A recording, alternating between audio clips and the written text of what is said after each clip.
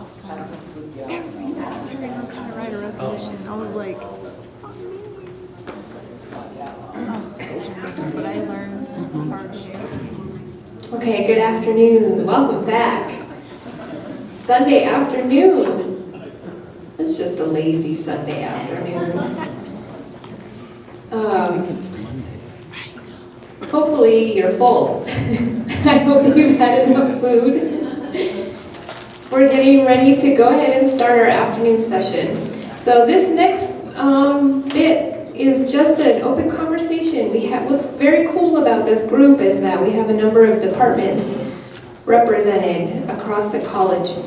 And we have grant managers, we have the DNEP Policy Institute representing, and we have, I think, multiple schools represented, faculty, administration, and we have 7 out of our 9 IRB members. So this could be, I think, a really rich and interesting conversation about the different kinds of research that has been conducted at DNEP College, that is currently being conducted at DNEP College, and that we envision in our future, especially as a part of the growth of our institution. So we know that as an institution, we're becoming more and more research active, as our students are becoming more and more research active. We have the development of many new bachelor degree programs that are promoting research.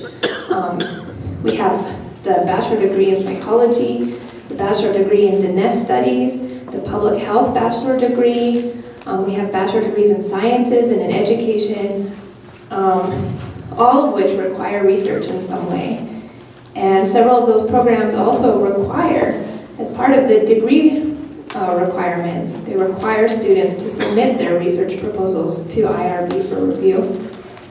And we will only continue to grow in that direction as we move forward here at DNEP College. I hear a rumor that on the horizon is a bachelor degree in social work as well. So we're continuing to look forward, and we'll just see more and more research active students as we do that.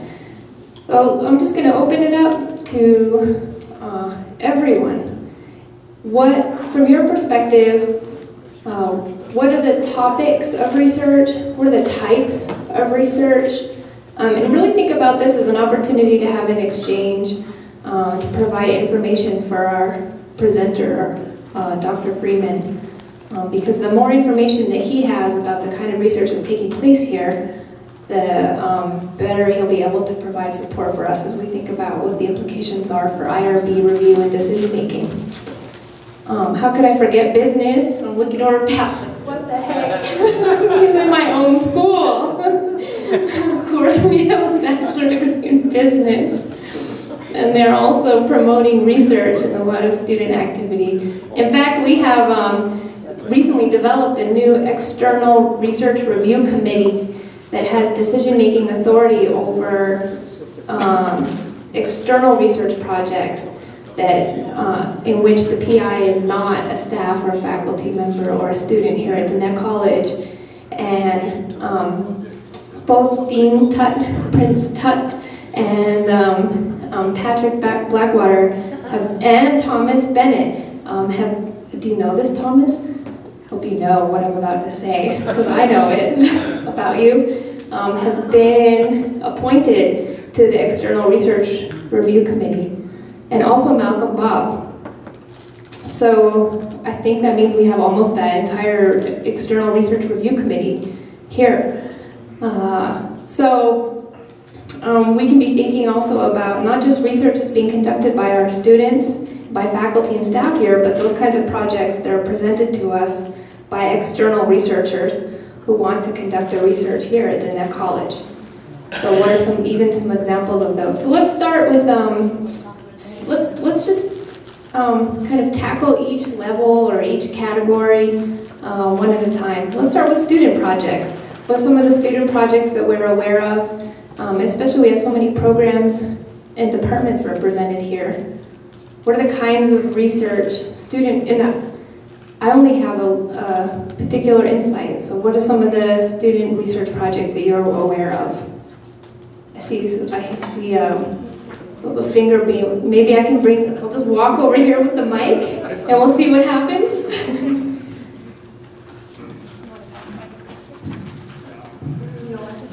Not yet? Not yet. Okay.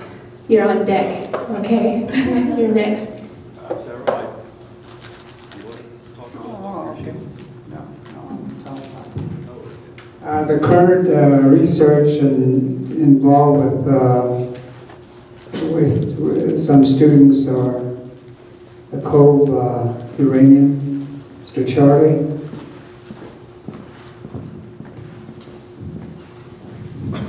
I was going to say historically, I don't know if anything was before the work that Dr. Laura Shields was doing. When I first came to this college in 1980, she'd already been here a couple of years. And she did have students out collecting samples, looking at strep infections. But shortly thereafter, she started doing some of what she was more famous for, which was gathering children's teeth and gathering bones from sheep and goats that were butchered, and getting the locations where those, those children and those animals were living, and looking to see, what she could see in that tissue to show results possibly of the mining exposures. And then she did her big studies funded by March of Dimes on birth defects, and specifically in the Shiprock Agency area. So those are the things that were already going on when I got here.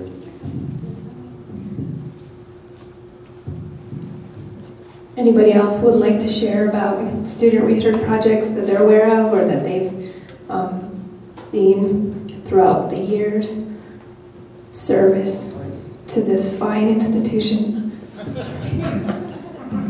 Killing dead air. Well, Mark has had many different kinds of research that he sponsored with students. Most of it had to do with the diabetes and lifestyle, focus. And there have been several in that area that had taken place. Yeah, infant feeding, and then there's breast feeding study at Shiprock. So those are the ones that I clearly remember.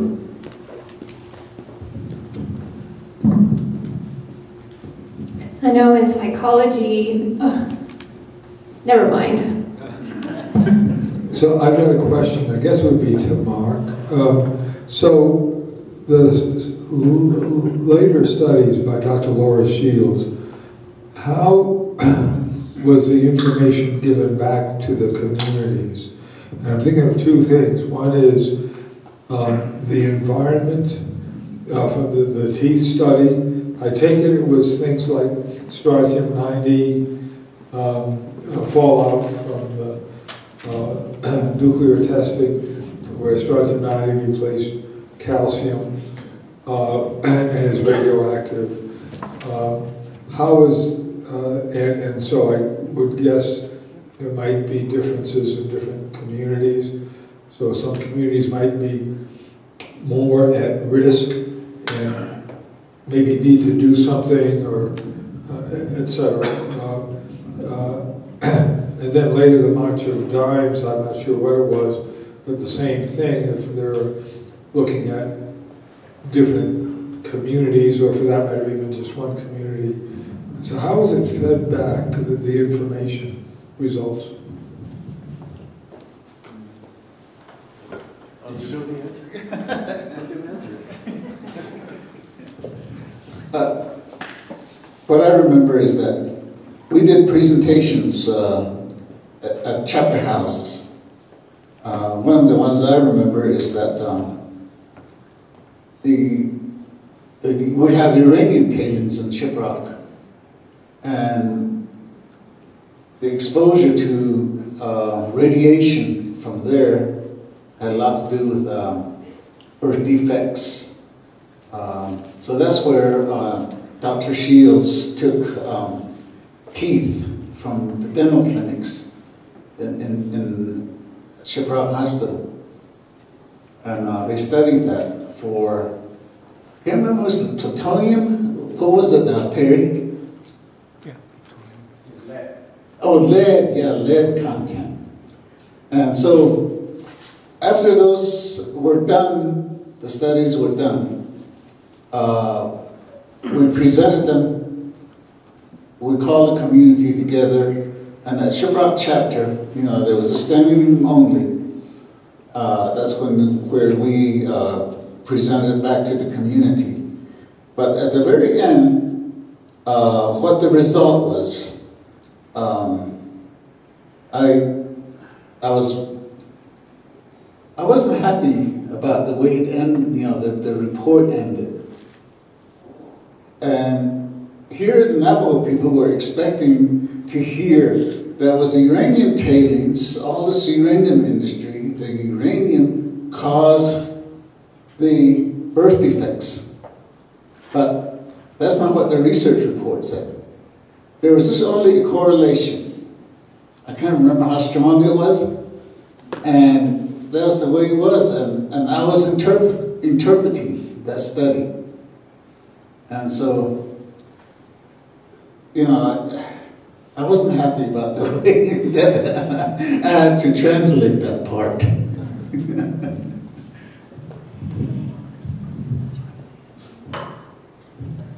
So, Mark, you want to explain correlation? Well, yeah, basically what it was saying is that the correlation doesn't necessarily mean causation. You'd have to do a whole lot of related studies and see how it gets confirmed. And actually, an observational study, like when you're just collecting things as they occur, it's difficult to rule out lots of other things. So it was, yeah, we want to know an answer. On the other hand, the fact that the answer didn't jump out, at least it wasn't as horrible as we might have thought if it really came out a really high correlation.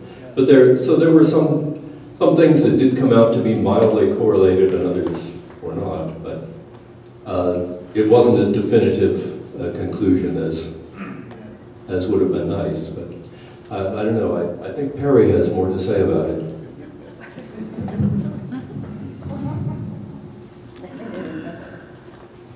The other thing that influenced the outcome of that was, in our analysis, in our summary, the many other factors that influence the severe birth anomalies, as well as the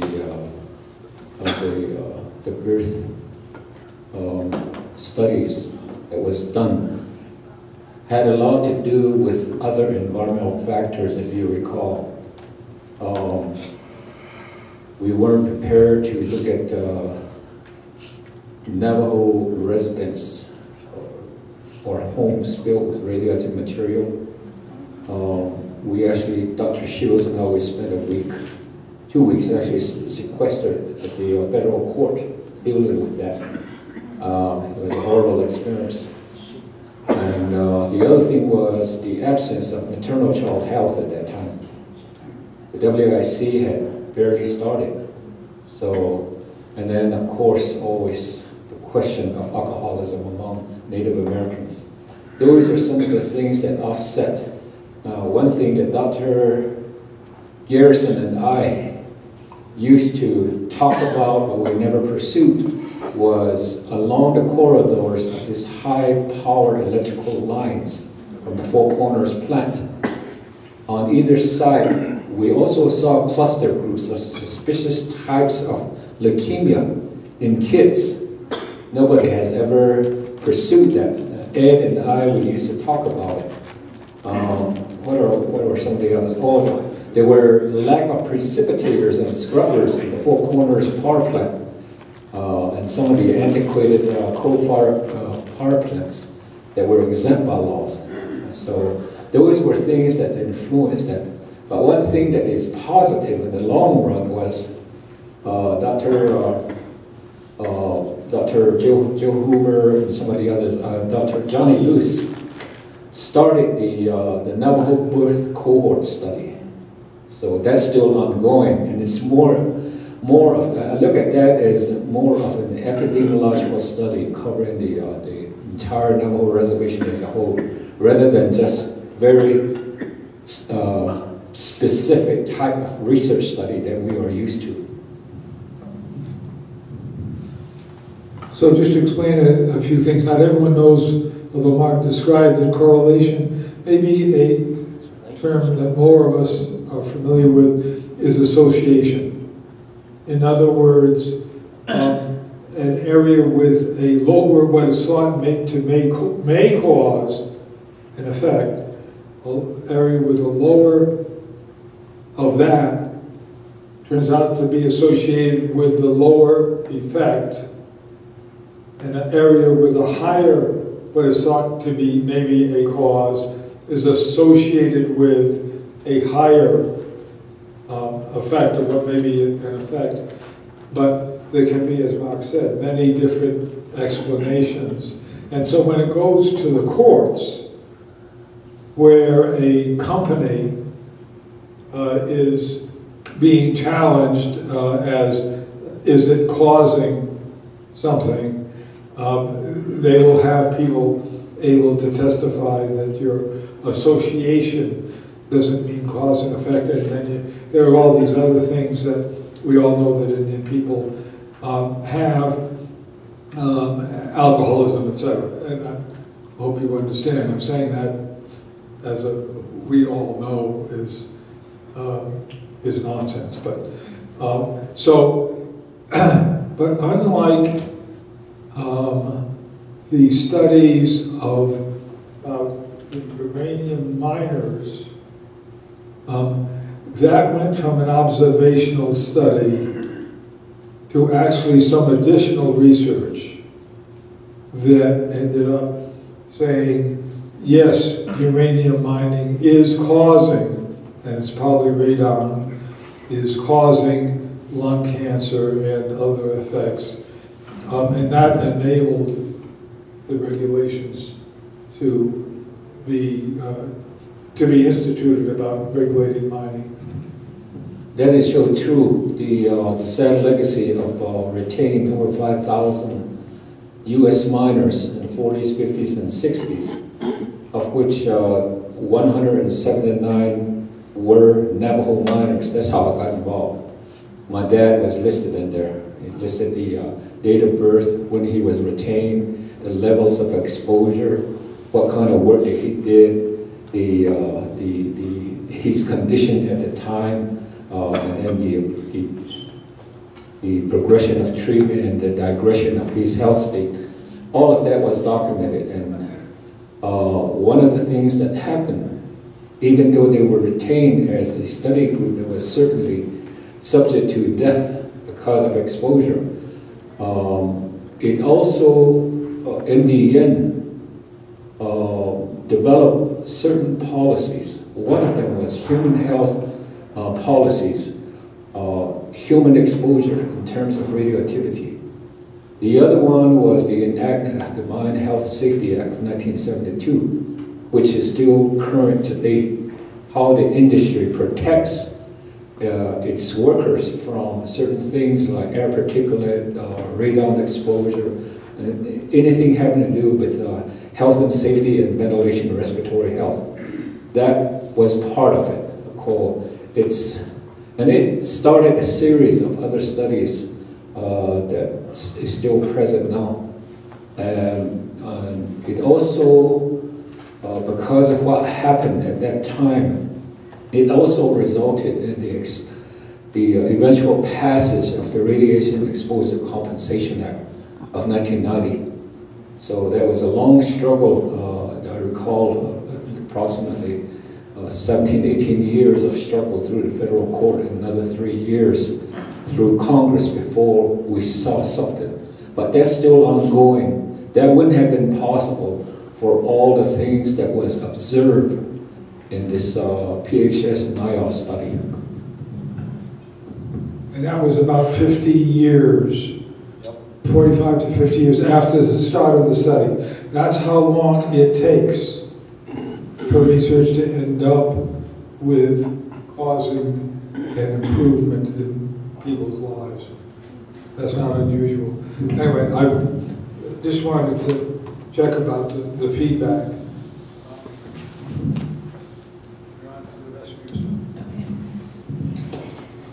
Any other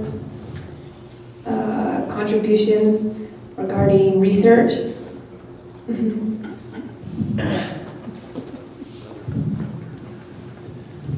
I have a whole list.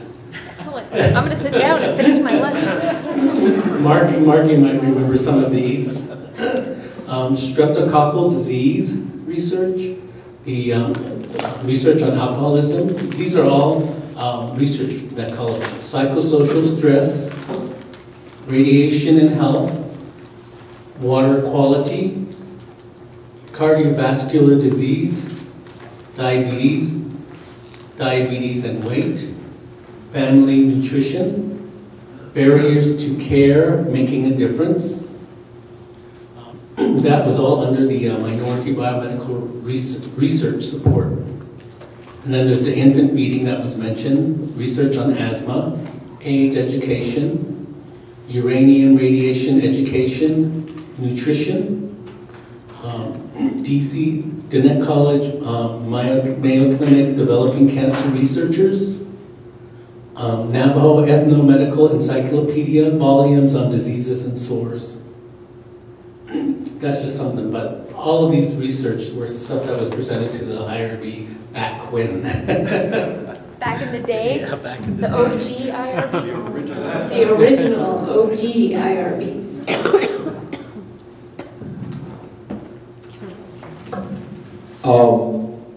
I am involved in environmental research, but a lot of it has also interaction with human health, where we have to go through, at that time, Navajo Nation IRB. I can think of a few that we've done, and that's my background is specific to the impacts from the Manhattan Engineering District and Atomic Energy Commission era, the so-called uranium impact. We've done at least 2 studies on psychosocial impacts for the families and the survivors of that sad legacy. We also did about 6 years of unregulated water source on the Navajo Nation. And in there was a survey that required IRB approval. We found levels of heavy metals and radionuclides and water that was predominantly used for livestock, for lack of capital in remote areas. People used those, so it was quite interesting.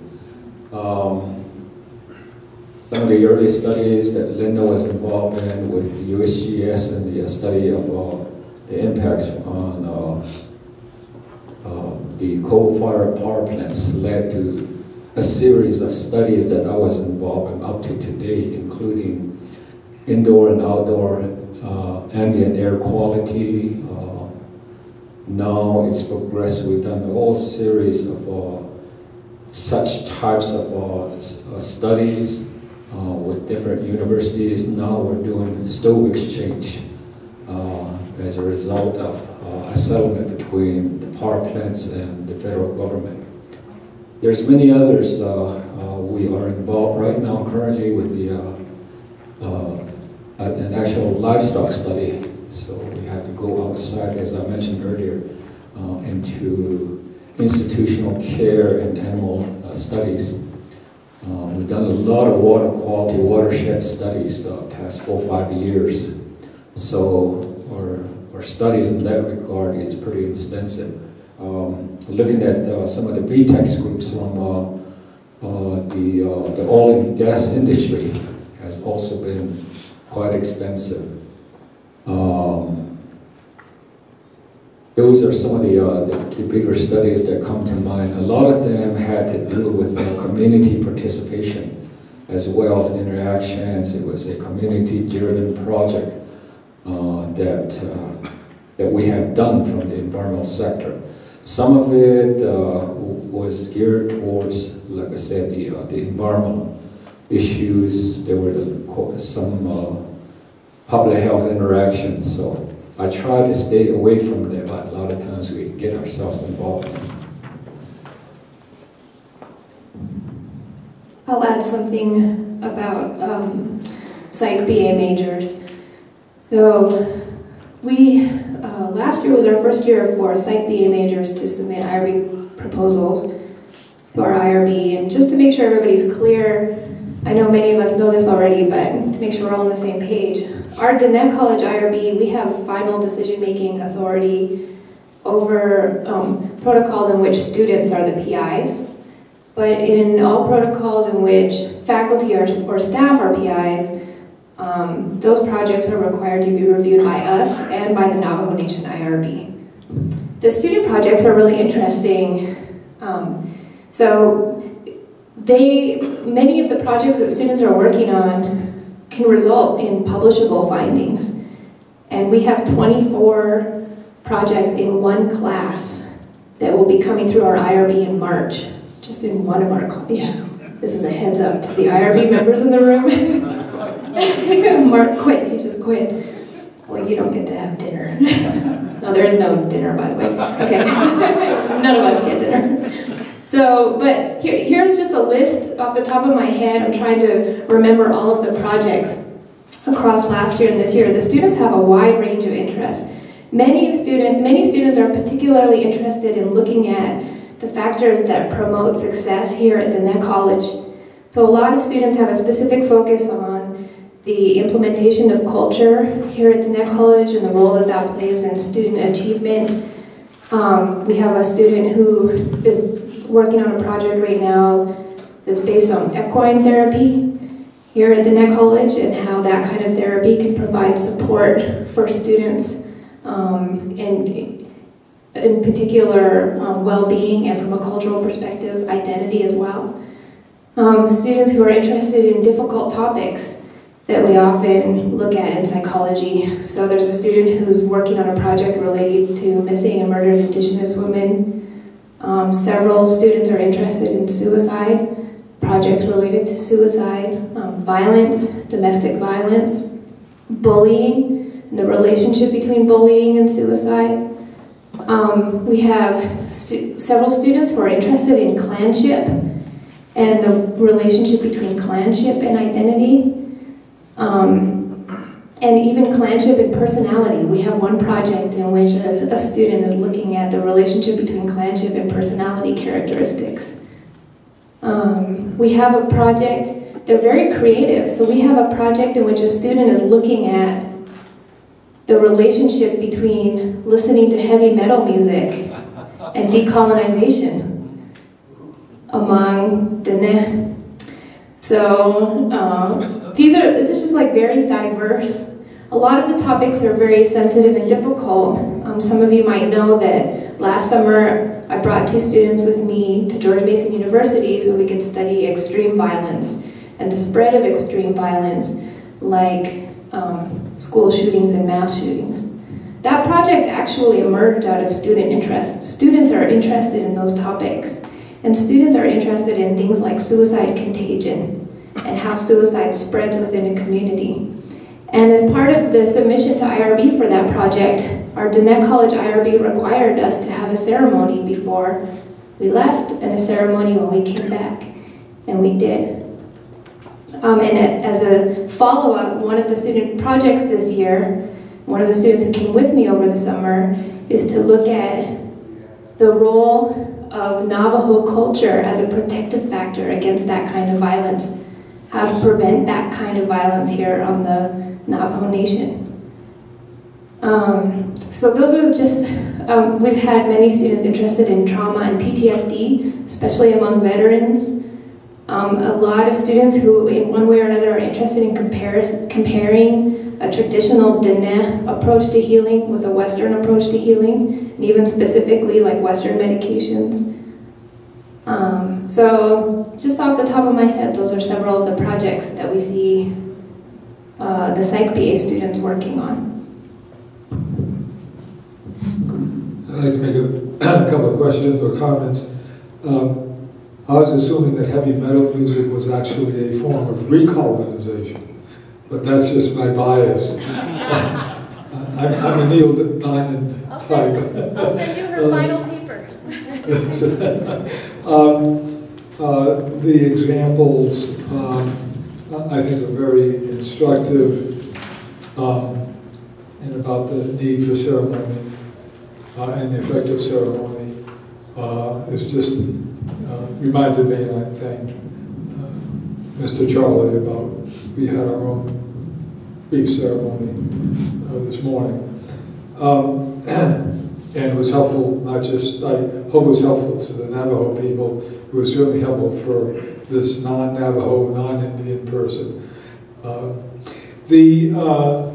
I'd like to tell a story about which will be about the importance of listening to the community and thinking about, for instance, and I'm not saying it's not being done, I'm just saying for everyone to think about, say about the personality and clans. Was that the project?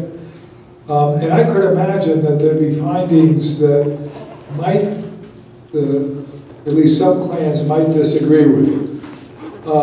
And how do you deal with that?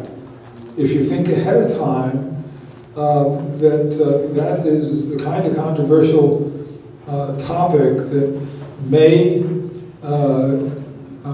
cause things. I'm going to tell a little story, I hope it won't take too long, of the importance of listening to the people involved.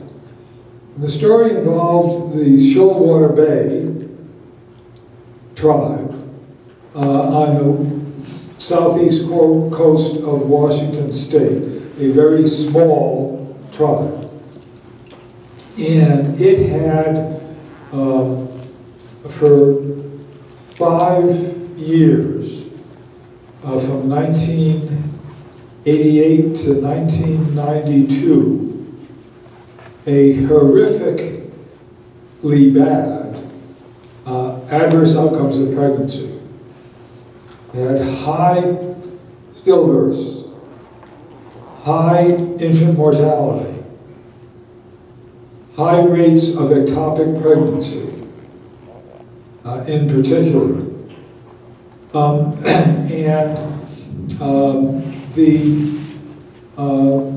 They went to the IHS. The IHS epidemiologist said, "You're too small, won't have enough numbers, go away," sort of. So they went to the press and made a public stink about it. And they got money from Congress to look at this problem. And so they got both a state epidemiologist and another IHS epidemiologist to look at this. And what they did was the classic, for those maybe familiar, behavioral risk factors. It's something that CDC does a lot of. And when you hear on the TV or radio about such a percentage of people this past 3 years wear seat belts, and compared to another 3 years earlier, that kind of information comes from what is called behavioral risk factor surveillance systems, BRFSS. And what it does is ask people about behaviors. And some are risky, like not wearing seat belts. Some are protective, like wearing seat belts, and so on. And it's a national survey done by each state.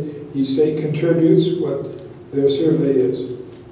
So they have had this approach to look at the behavior of women in this very small tribe, how that was correlated or associated with the adverse outcomes, not the specific adverse outcomes, but just during, what was the behaviors during that 5 years. And so the results were that the Shoalwater Bay women had higher rates of drinking during pregnancy, smoking during pregnancy, going late for prenatal care, going late for infant care. The tribe went ballistic. You are blaming the victims, said the tribe.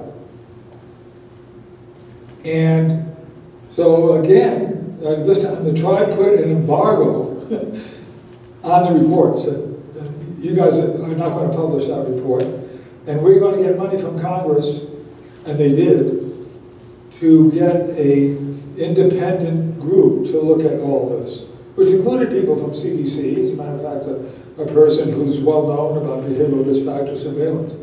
This is one of the problems about behavior as a risk factor. And I was appointed to it because they knew about me. Had just started in the IHS research a couple of years earlier, but they knew about my orientation, so I was appointed to it. And so national meetings, and we had every quarter, and like for the first year, basically the meetings were where the tribe was expressing its anger, but we didn't go anywhere. And then finally I said, see, could you give us the report? I'd like to take a look at it. That was embargo, which again meant not public. And I said, I'd like to take a look at it. And so I looked at it, and it turns out, in spite of the small numbers, would you believe, and this was a tribe of around 300, I think, if I recall correctly. I mean, extremely small. But statistically, they had higher rates of stillbirths than expected in the national population, of ectopic pregnancy. The stillbirth is death in the last half of the pregnancy. Stillbirths, ectopic pregnancy, infant deaths. Higher, each one was statistically higher in a small population. I mean, I can't believe this. These are really high. You need to be much higher in order, in a small population, to get statistically significant. And then I looked at the interpretation, and I said, you know, this is a population that does not have a clinic. For prenatal care, it has to go over 80 miles of not good roads to a tribal clinic, and they're not very friendly toward this tribe. There was no education about drinking in pregnancy. Fetal alcohol syndrome was only discovered in 1973. There had been no education about that. There had been no education about don't smoke when pregnant. So I said, I think a different interpretation, the same data, but different interpretation is there was a lack of access to good medical care system. And the tribe liked that, as did our national committee. And that what became the report. There's ways of understanding the data. And it's important to have the tribes involved, the population involved, help interpret what the results are. It just doesn't automatically flow that when you look at this, that the cause is their behavior. What led to their behavior was inadequate medical care, inadequate health education, the basically not very accessible prenatal care, and so And then there's one other thing, and we talked about it over several times this morning.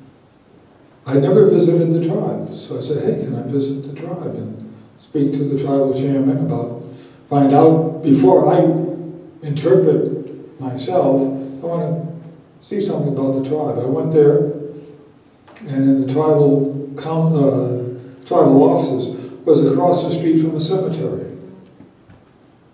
And I actually like to look at cemeteries. It gives me a sense of what's happened. And I asked, could I go to that? And they said yes. So I walked around the cemetery. It was a very interesting cemetery. The trees were growing. The ground was not level. It was a natural place. And at the end of the circle was a rectangle fence, chain link fence, and a rectangle with two small squares in the middle of it, and baby dolls and stuff like that around each square. I said, oh shit. There were two events in one family. I had never thought about the effect on the families of this. So I went back and asked, and yes, there was two events in one family. The last year, she had a pregnancy, delivered, and an infant death. Early in the year, 1992. And then she got pregnant soon thereafter and had a stillbirth before the end of the same year. That was what got the tribe so scared that they thought we cannot have any pregnancies anymore, and they stopped having pregnancies. It was such an impact. And I asked, could I put that in? I asked the tribal chairman, would you ask the family, I'm not going to use their names, I would like to put, if they're willing, give that information into this epidemiology report. And I was told by the epidemiologist, you're not supposed to put that stuff in there. And I said, we're talking about the burden of disease, the burden of these adverse impacts of pregnancy on real people. It needs to be in there, and it was. That's the kind of thing that you can listen to the community and work with the community to understand things, and also include information about the impact on real people in real lives. And so that example of the clans and personality might be something that really pay attention to and have the communities really help with the interpretation.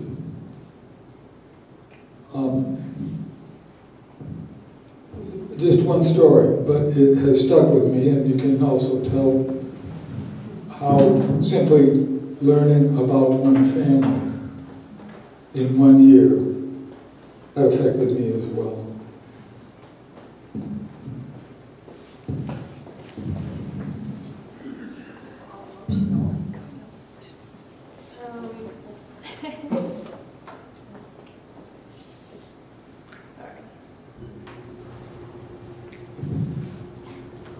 Any other contributions to the conversation about research? It's almost 2:30.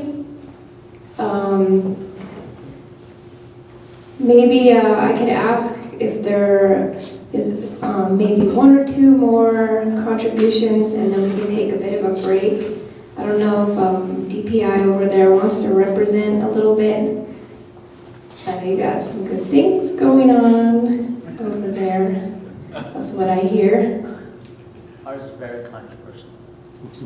That's perfect. That's what we're here for. We're here for controversy. Give it the mic.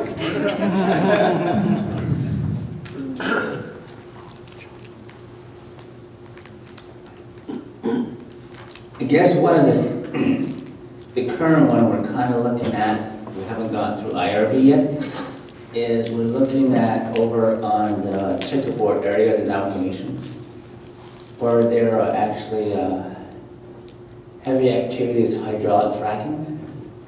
There's heavy activity with hydraulic fracking. So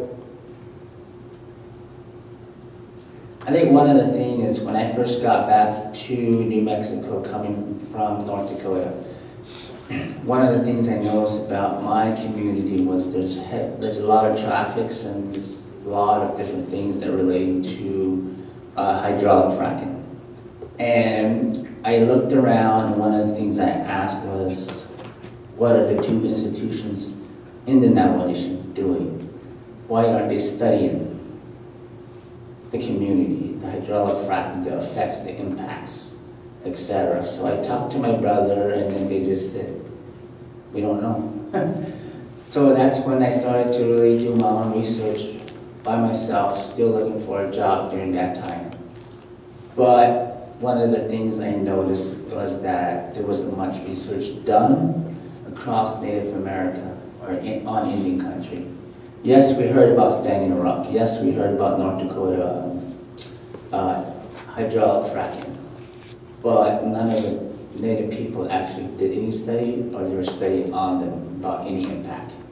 So I took up and decided to do a study. Now I am currently involving students from this past summer. They did a section about literature reviews, various areas that I want to look at.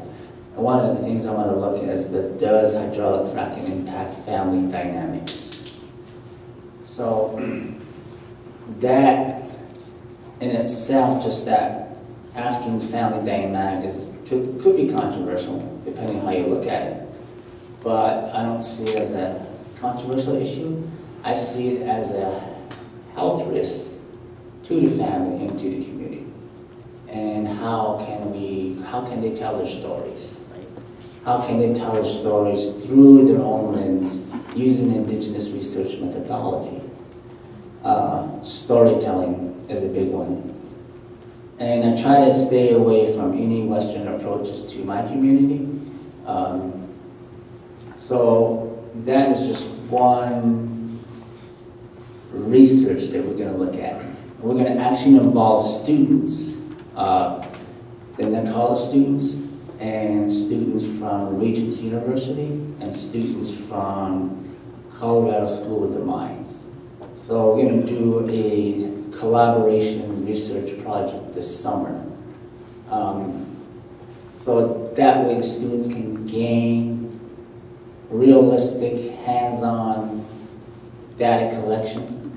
And within that, we're going to also teach the students or instruct the students about cultural etiquettes on the Navajo Reservation, how to conduct yourself to elders, to the communities, and etc. And those are just the basic things we're going to try and get to it. But once we are done with the research, I think one of the things that we always push for is publication. That's just one project we're looking at. And one other project that might be controversial is we're doing a survey. The Net Policy Institute is actually doing a survey on genetic study. How does the Navajo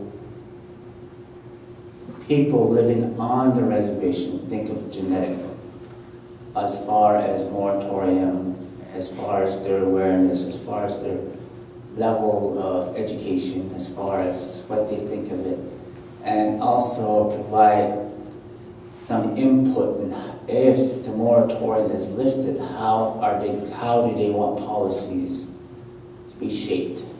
So these are some of the questions that we ask. I mean, sometimes we might just think these are basic questions, but to majority of the people, it's not basic. Some of them might interpret it different ways. So those are the things that I think with the genetic studies we're doing. And we're also collaborating with other true Navajo geneticists in the country. Oh yeah, something that's non-controversial, I guess, is the food policy. Those we are involved with many various non-profit organizations. So there again, we're actually looking more what is coming in on the res and what's going out, and primarily providing space for local farmers. Those are still in the working stage. And yeah.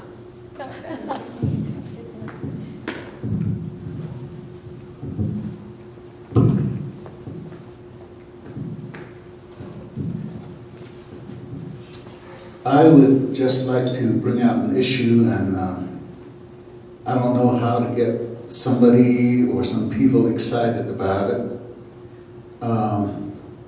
In Shiprock area, all the way from Upper Fruitland, it's a place Navajo people call it Doalikay, where livestock are not fat, they say. And all the way down to Kari'a, and then continuing on into the Navajo portion of Utah and Montezuma Creek area.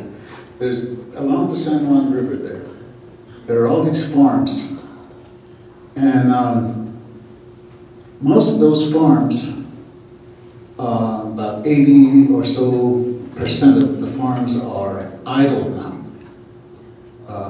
There's not any farming going on. But back in the 50s and early 60s, we had a lot of farms, a lot of farmers out there. You know, we raised all kinds of crops and livestock and used them, you know, for our livelihood. But now there's nothing. And but what I also noticed is that a lot of the people that really made those farms operable was the people, the older people. And they're all gone now, absolutely gone. Like in my community at Kari'a,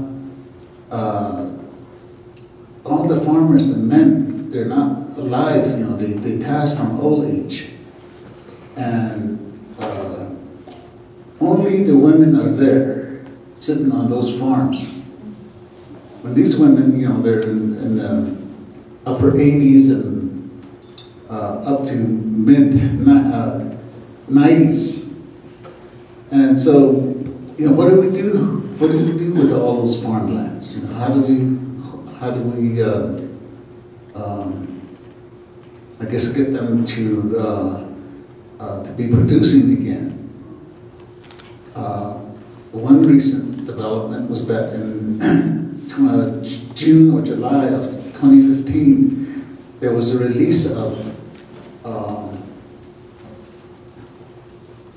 toxins from gold mine processing up in Silverton, all the way down from Durango, past Uranium, Silverton, all the way into San Juan and down into Lake Powell. So, you know, that's got me stopped. I haven't farmed since 2015. I don't know what's in the water, and I don't want to put that on my land. So there's these issues out there that I think are really concerning us. With climate change the way it is, I think we really need to start using our land, producing, saving, storing food and stuff like that. So those are the concerns I have, and I just wanted to get it out there.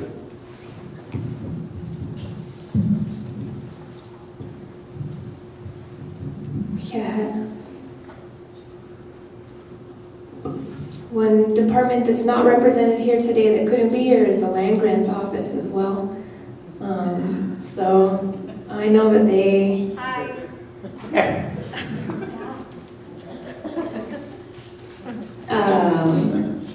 I take it back.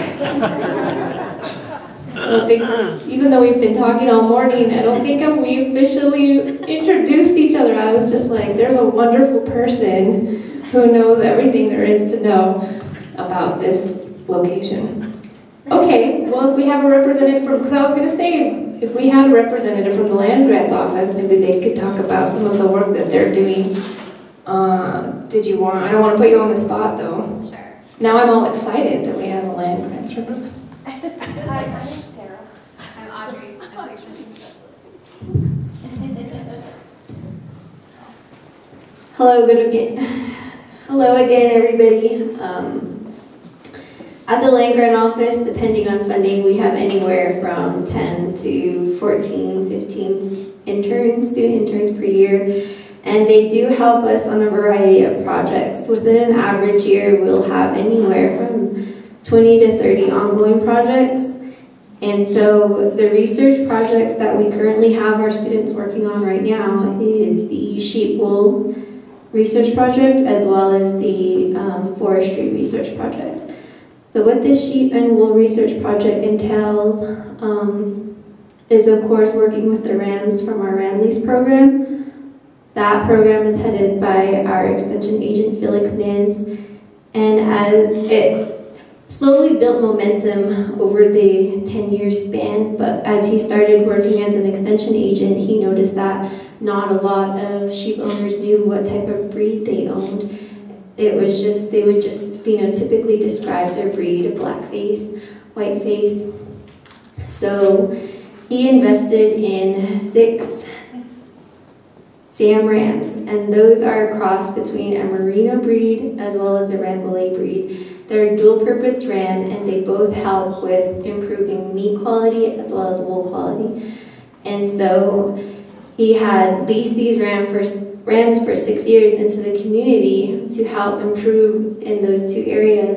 However, he noticed that a lot of the sheep owners were still getting 10 cents a pound for their wool at the local border towns. So he sought out his own wool buyer who comes to the Navajo Nation and rotates between various communities within all of the 5 agencies so that grandmas and grandpas can get fair market value for their wool. And one grandma was really surprised. She was really happy one year because she had been selling her wool and only getting $50 a pound, but she walked away with $1,300 from one wool buy because she did have top quality wool.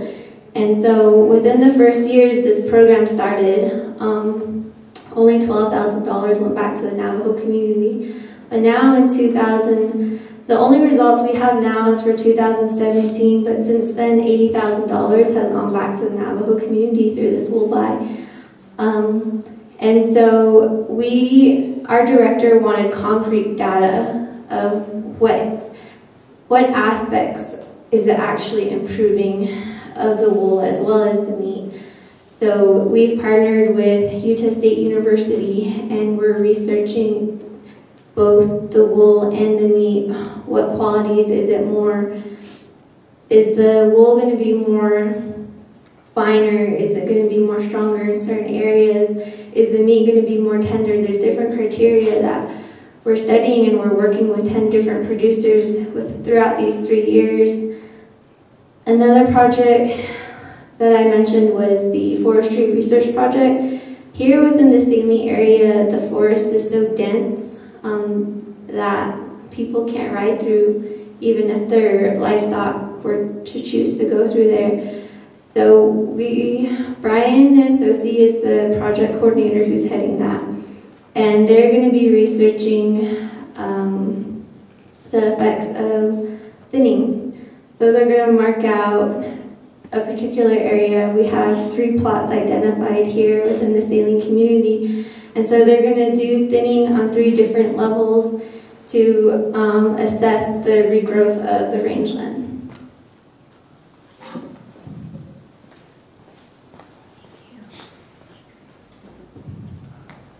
Okay, yeah, thank you.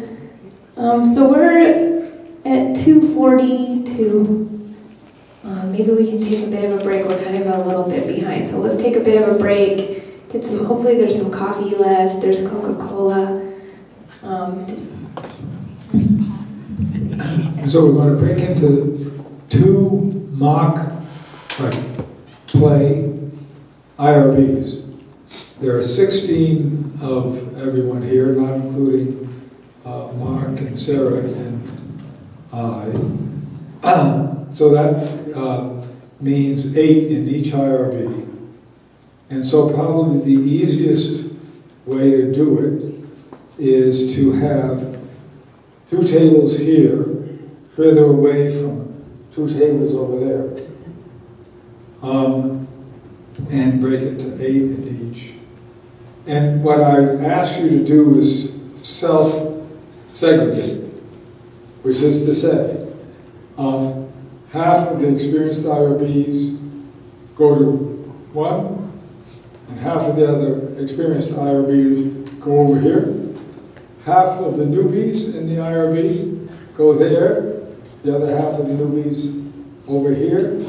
Half of the non-IRB members go there, over here, split yourselves up. If you would normally like to be with someone in your own group, like not an IRB member or a newbie or experienced IRB members, please split. That's one way to do it, so that everyone gets to hear other people than they usually hear. But and then we'll have some instructions. Each of the groups at the same time are going to read different mock, to say play, protocols. That's a fancy term for a research plan. And go through as though you were a real IRB and review it as an IRB would, so that the experienced ones will hopefully be good at that. The newbies will learn, but also bring in ideas that maybe the experienced ones don't have. And then the non-IRB members, the same thing. We expect in this mixing that there will be a lot of learning from each other, as well as each one learning what does an IRB do and how does it do it. Does that sound reasonable? Or any questions or comments or complaints? We have 10 minutes to move tables and chairs and figure yourself up and etc.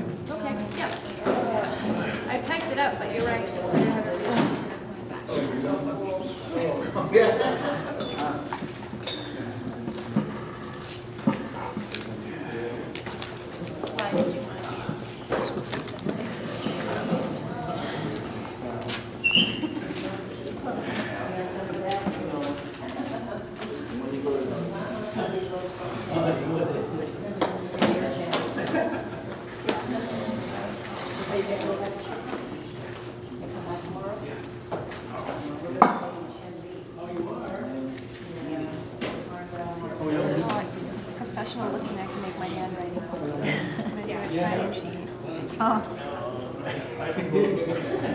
Horrible handwriting. I-R.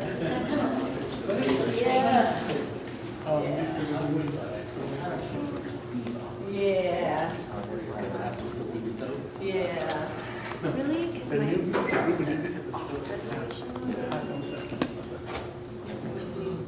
Oh, my back. I know. Those chairs are a little hard on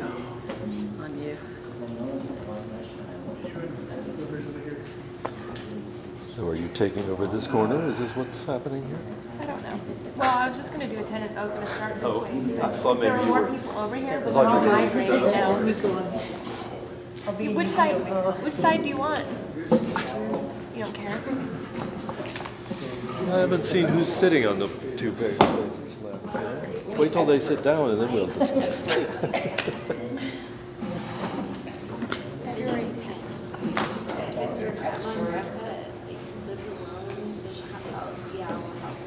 That's what I look going to do. Mark and I both share.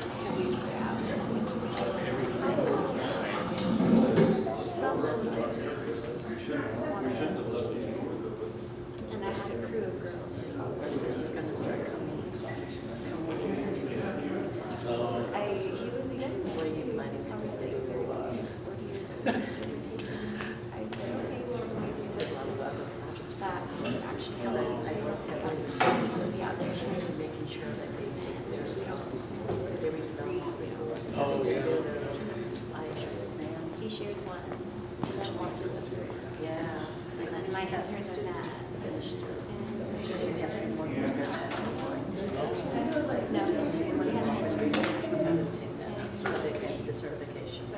Finally, somebody asked him, how come your girls don't help you, you know? Okay.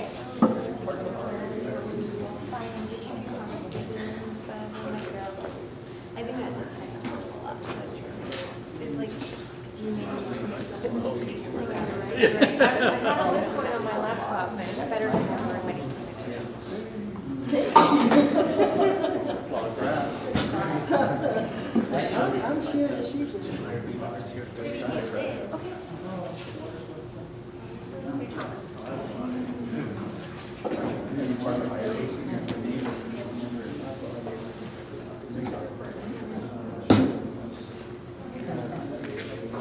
make sure you're not black when you're in the grandma who's watching.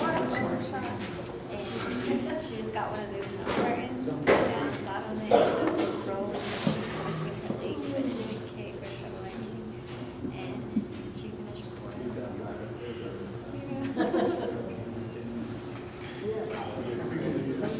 Some people like when it's two people said,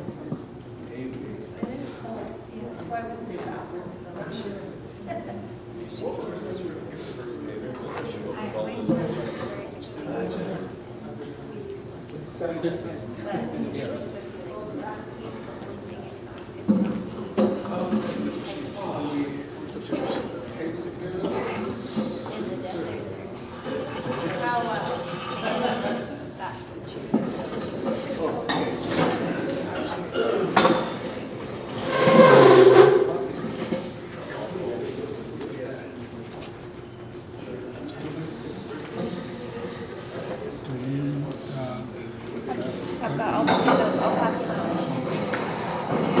So, Sorry. go through, start. I'm just gonna rip them. Right, There's a so laptop the on first that. one will be Down number there. my first one. And I'll announce that each of the Sarah's Sarah's got to take Take a side. right.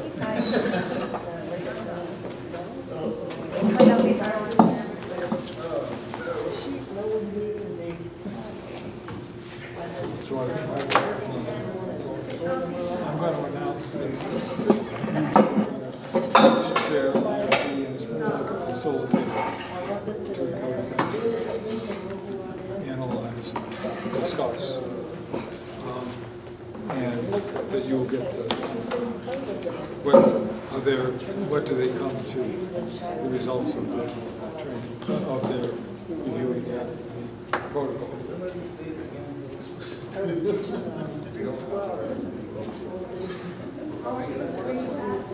oh, that's why this one came.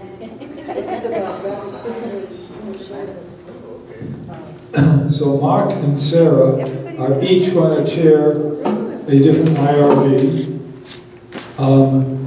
one of the two, and they'll be more facilitating your discussion. We're going to do 2 different research plans this afternoon. So we'll spend some time on one and then go to the second one. After each one, I'd like you to report. I think there's an extra one person here. 2, 3, 4, 5, 6. There's only supposed to be 8 at each table. 1, 2, 3, 4, 5, 6, 7, 8, 9. So 7. We move over there. And let me explain what you see. First of all, notice we didn't go through 45 CFR 46. That's the regs. No need to do it. This is a summary up on the screen, and you also have a copy that looks like it. This is the criteria for IRB approval for research. And let's just look at this for a minute before you get to the protocol. This is in order. First, risk to participants are minimized, so that's the first thing you look at. Second, are they reasonable in relationship to anticipated benefits? Remember, comparing the benefits, the amount of benefit versus the amount of risk or harm, and that the benefits should outweigh that, the harm. Is the participants equitable? Are they the right participants? Remember, we talked about the patients in the public health hospital. Or coming to do research with Indians for a disease that Indians don't have. And trust me, that's happened. Then will informed consent be asked for, be sought? And then is the informed consent document, which is to say signed. Okay? That's always required. Let's ignore the right-hand side for now. But real quickly, right now, why are 1, 2, and 3 listed before 4 and 5? Anyone? Why are the required list on the left-hand side, 1, 2, and 3, before 4 and 5? Why are they listed in that order? Because the IRB process is painful to begin with. Okay, here's the joke.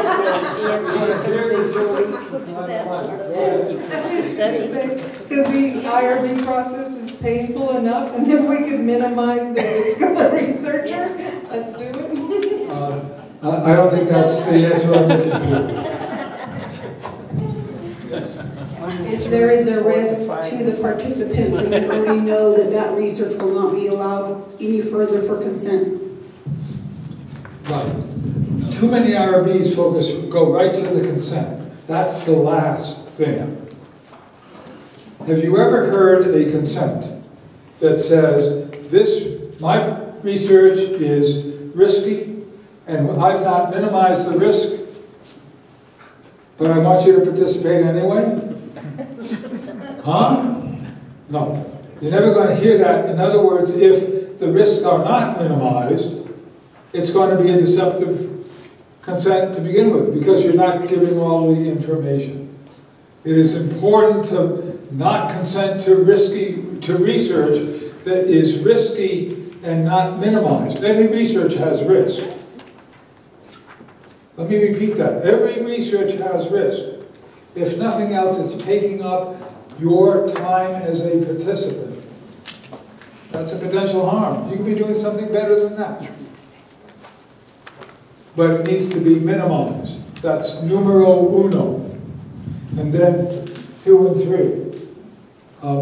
Before you even get to informed consent. Okay? So, that's what you're going to follow through you've got a placemat that each of you, that I think we have enough. And you'll read the first protocol as quickly as you can, and then Mark and Sarah will facilitate your discussion. And go through that again in sequence, which is what the placemat does, I believe. Any questions or comments?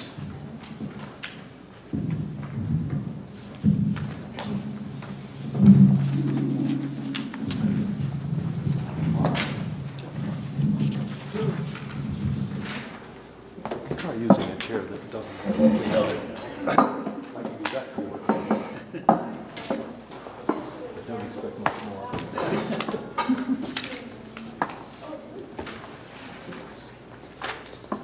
Okay. So you guys have this document. I never saw it before in my life,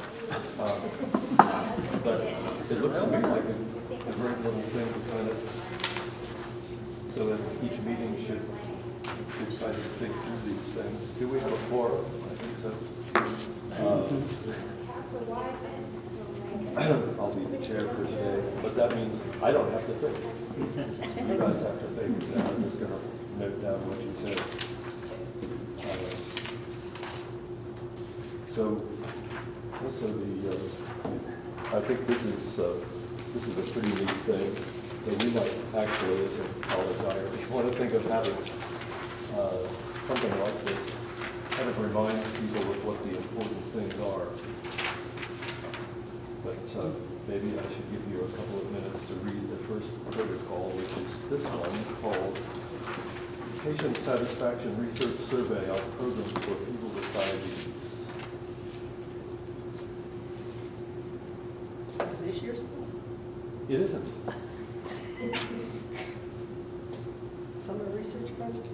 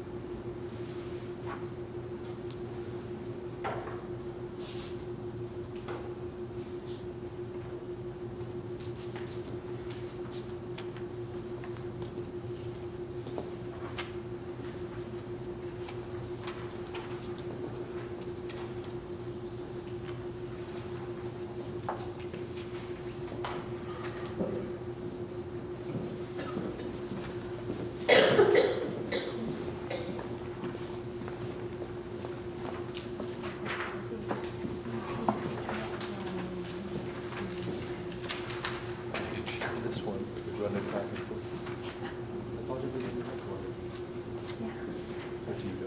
do, but we don't have 3 more topics for everyone for the. No, for the. Yeah.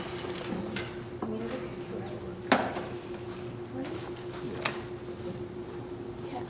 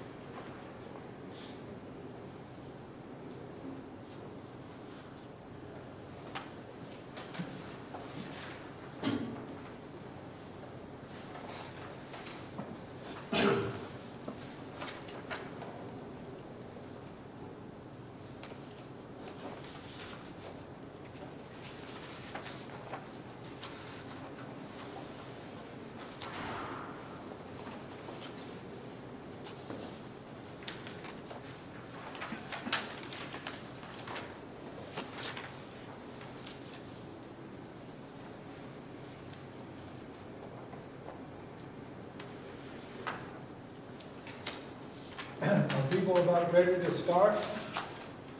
Let me go through then this placemat that you have. So step one, potential harms minimized. And there's a table. What's on the topic, the very far left of the table, is the kinds of harms, not that the regulations ask for, but that there's good evidence that we should consider all of them. And then you notice the middle column says individuals. That's what the 45 CFR 446 asks. What the regulations don't ask for is communities. And that's in the far right column of that table on the left-hand side. Because that's what you want to do. We've talked about that all morning. is harms to communities as well. And so you need to just quickly go down the list. If you want to do it first for individuals and then for communities, of each of those harms. And what do you think is, have they been minimized?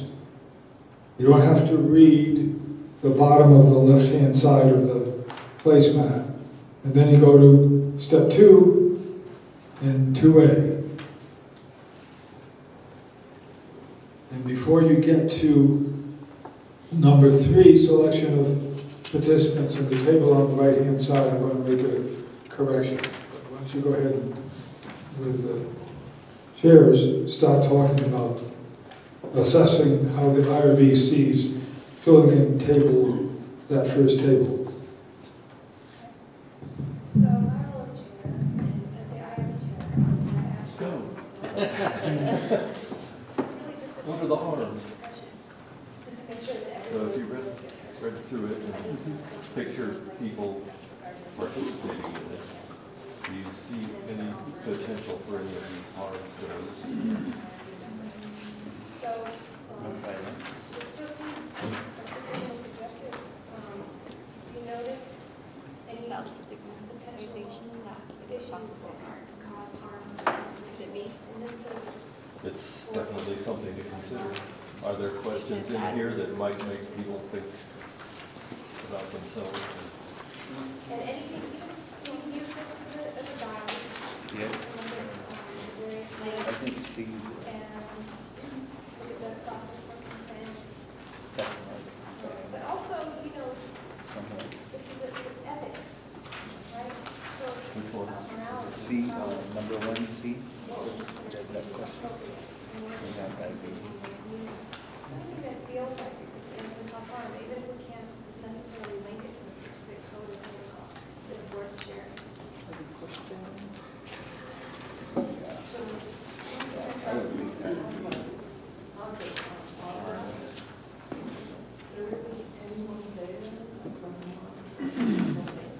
think going back to the psychological portion is that as they start going through all these programs, actually making the time to take part in it, they would feel bad about it. Sorry, I couldn't catch every word you said there.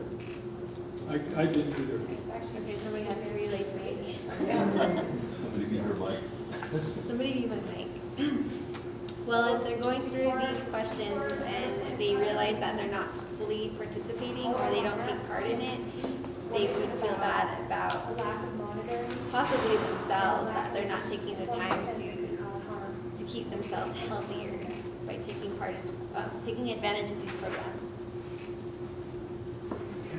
I think what I see is that when you talk about the background information, you talk about the 20-plus age, and then we talk about a certain percentage of patients aged between 11 and 19. And when you look at the form, the one that you get authorization, It's a gray area. So in some and I think form, like that's one of the reasons why it talks about only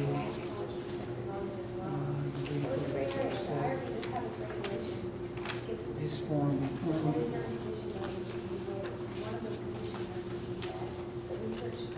18 or older. So there's a risk there that I'm not looking at, because you have to consent for the children as well as the adult. I think the form is really not consistent. I think the consent is that they don't fill out. Either they're welcome to fill it out, but they say if you don't want to, then don't. The other thing too is they're saying like this procedure has been used in this particular clinic before. It's a certain satisfaction survey. So the patients who go there have probably filled out this kind of a survey. What is beneficial about informed consent? And because they're adults, they have the option of either filling out the form and consent is they do, or they don't. They fill it out with consent, or they don't fill it out. It's all voluntary. And the forms will make them withdraw at any time. But it also, their signature documents that they understand. One of the things I have to see in the second page, very first paragraph, is where it says that they have a survey package out there. We read a medical center, they have a pharmacy later. So look at it. Individual walking up to this package, picking it up. Other people see it. I think from your perspective, to me, it's Those people are sorry. The individual pick up the package long enough. What does that mean? Majority waiting. So that's not really that individual's privacy. So I think that's it. Maybe it could be easy. So I don't know what everybody else thinks. But even though she's still there, she's They have to be somewhere else instead of putting it in a public forum. Doing research on. I don't know, I've never seen any survey done like that way, just having it open to the package. Protocol within both areas. And there's going to be signs, large signs on the big cities inviting people. She also states in one area that she is accountable, right? So, I will partner with. You have the survey out there, people are going to come on, so individuals' privacy is not necessary. For her to say that I want to. Better look at, check in, look at triage, or maybe even if they have the packets in the individual room. Could you speak louder, please? It would be better if the packets were available at triage when they're checking in with the clerk there, or in the individual rooms, physician's room. So if they're in the clinic or there's a separate room, they can choose to go in that room, take this and drop it off. So that way the confidentiality would be protected as compared to having a package out there. Because I was just looking at this table, reading this, looking at the table, waiting room was pretty big, right? Everybody could see who's coming in or out.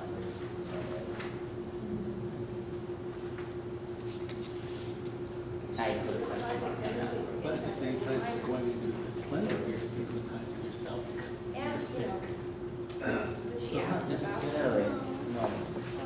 Because you there get treatment. There you got to get this package. That is served. I think it's kind of sad. Telling the public, hey, I'll take a survey. Kind of like Diabetes, yeah. take a survey. But, so out of this whole list of harms, that's what we're looking at B and C, right? Yeah. Self-stigmatization, external stigmatization. So, do you see any ways in here that that has been So minimized? that's the other, what are the other potential harms? And then, of course, the next thing is the benefits. In addition to not being able to. Is it worth a little bit of stigmatization in order to get this information to help? So that's what you have to balance. Well, I'm saying this is based on the survey and do the slot. I mean, they're trying to, well, the package, I think they're more concerned with all those package than the individuals. You have to use it, what is the intent of the survey?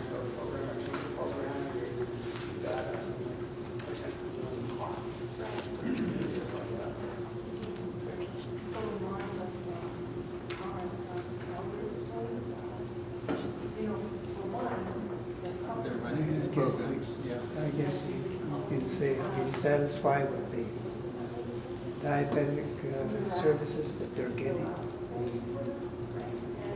I think the way patients' satisfaction research survey, the title itself, it seems a very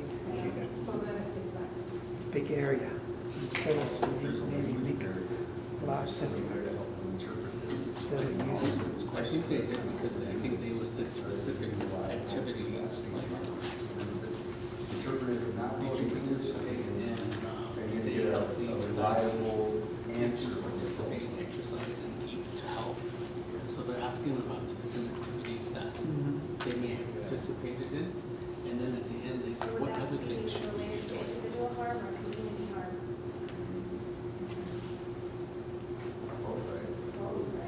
Unless those people are in the program, they probably would know it. If I was taking the survey, I would say, If the student isn't there, what kind of the programs survey, do they who's have? going to do it? So this could also From the very beginning, it says patient satisfaction research survey on programs for people with diabetes, so they already identified it. So How do they know if everybody else that comes in is the diabetic? It would be more efficient if they had whoever was running these programs that they named, like A CH worker. Stay Healthy with Diabetes, whoever's running that program, disseminate the surveys to everybody in the class to help keep that confidentiality portion. Maybe there's parts in here that. Okay, we'll write that down. Next. What else? So the title really just identifies is for the people with diabetes. It's from the, but that's number one thing that they came right out. Does everybody agree with that? That there's no risk in the survey questions or in the topics we address? And then the other thing is all these people that are working at the clinic, why did they say yes, yes, go ahead and do the survey? I don't think that would happen to But they did. So, Yeah. so what is the IRB going to do? This All person these never people came like it. forward, the nickels are up anyway, too. So that's a lie, too. Right? So. Well, this is a law. Ah, you said. You wrote it on, yeah. This is made up. So the way I see it is, the way I read it is I'm new to all this too, so the way I read this, how this person wrote this study out is they got help from different agencies because they've been through it before. So what they told them is do your best to minimize these physical, psychological, social, economic, legal, humanitarian, how do you say, procedures or list those or minimize those harms. Okay? So the best way is, okay, put a box out there. You guys can take the survey if you want. But to minimize that, they say, don't put your name on it. Don't put your. He explains everything he wants to make it really, really anonymous. And you can even take it home. You can look it over with all your families down there. Is that home? And then bring it back, seal it. So you're doing all the minimizing you can before you put it in the box. And then he said it's open. Yeah. There's boxes everywhere. So it's up to you when you take it over. They don't have to go back to the place where they don't have to go back to the same place. It's open to them. So they can sit there and wait till there's nobody in the room. They go up there. Yeah. So of course, it might make a difference too if they, if that's what this clinic typically does, put a box out there to collect the surveys, then you would have to probably say, well. For now, what they would do is go ahead and collect those for a fire, to start out their fire at home. That's what I do with the So what he's going to do is so going to start the fire. I've noted this comment here that, maybe we should find out whether there's a more anonymous way of collecting the survey. We don't put a box out, right? So is there anything else here? We're only on the first item. We just finished step one? Yeah. And then step two. So step two, we will see whether the harm, are the minimized harm, how do they,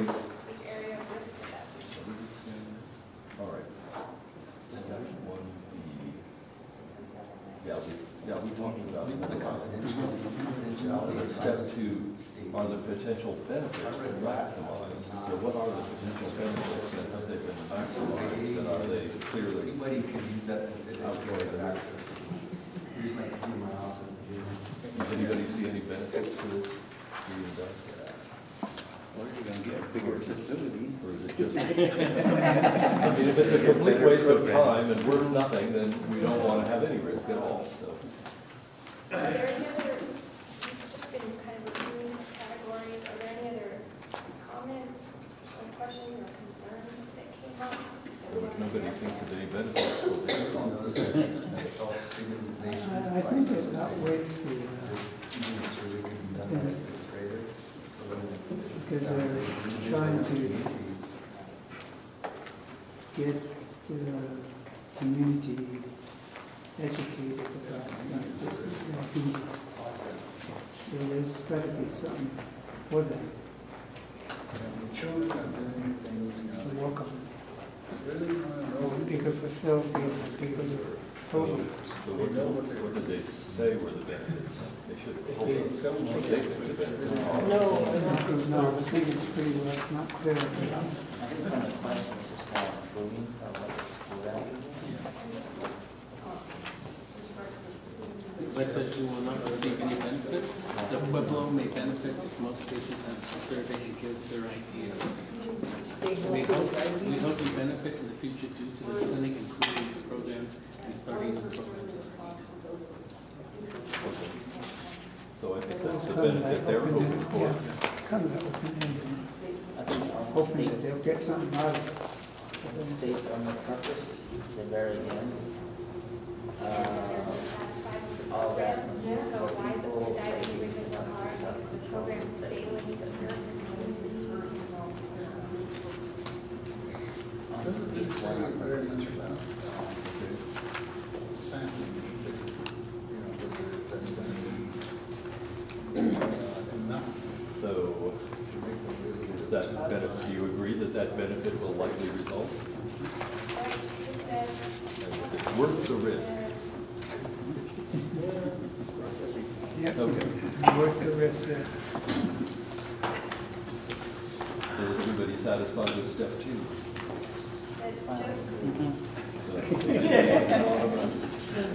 Is any, and of course they Can sometimes. we wrap up in about 5 minutes, please? Oh, no.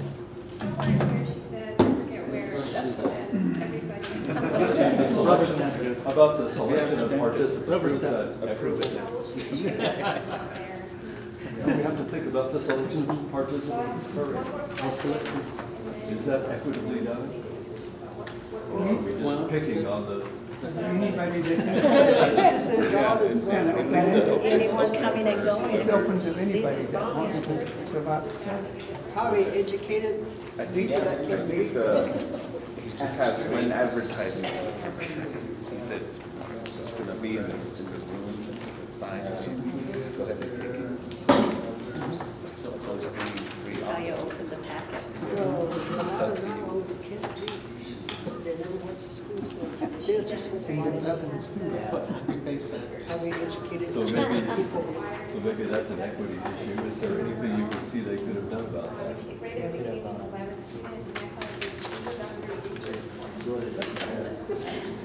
that's why they received those problems. It might be more invasive.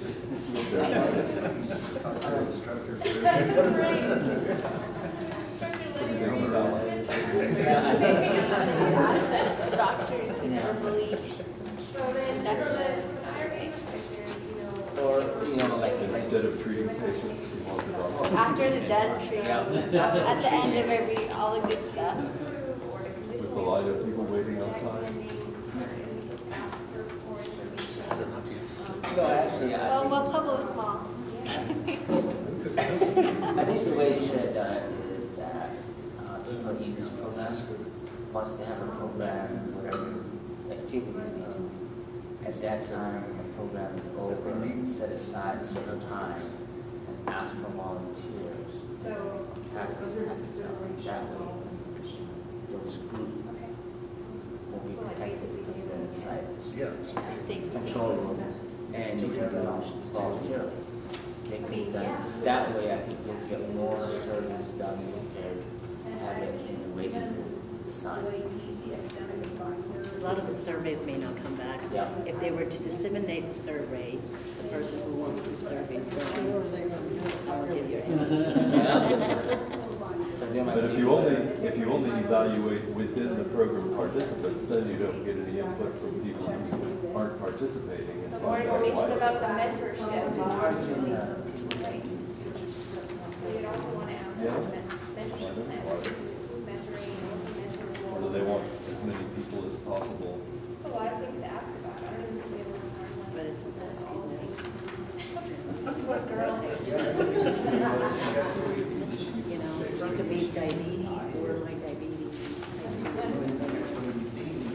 This is not a table of fixed diabetes. This is a denial. They're coming to there to pick up the survey. So let's vote. So is this why it is for diabetes? So we can A motion to deny. Second? The very first All in favor? Tyler has it. I don't It's know. only people with diabetes. All opposed?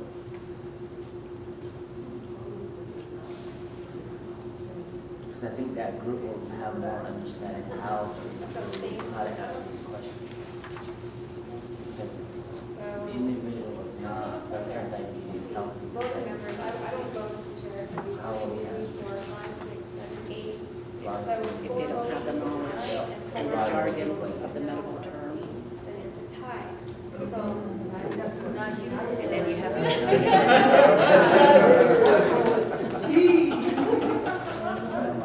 You know what? In this case, So what, Yeah, that's right. so you have all these questions, so what do you think the IRB should do? why you're like, I don't want to deny because it's a student.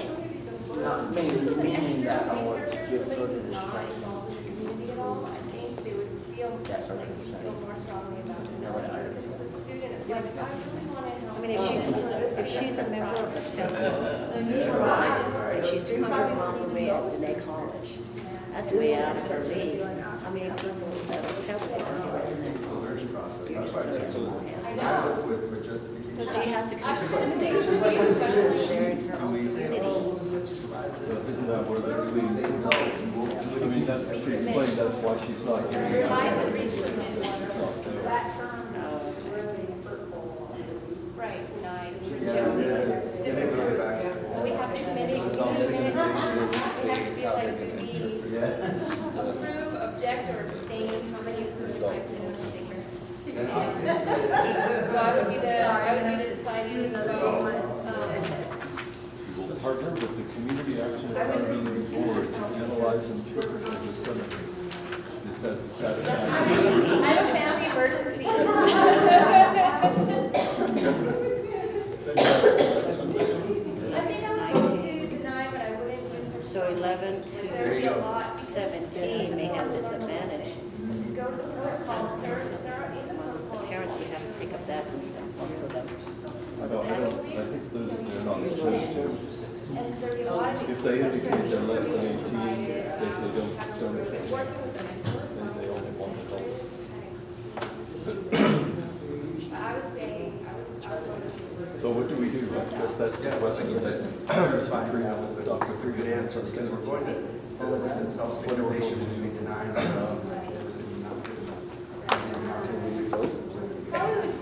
Approve of condition changes.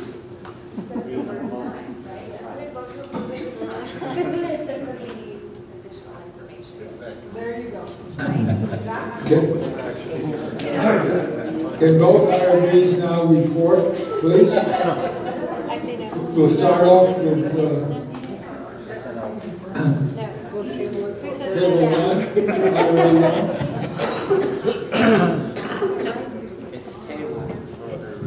Okay. So the results of the IRB letter A over here, or whatever we're calling ourselves, they identified a few concerns that they had about the confidentiality of having people pick up a survey in a public place and return it in a public place. That was a concern.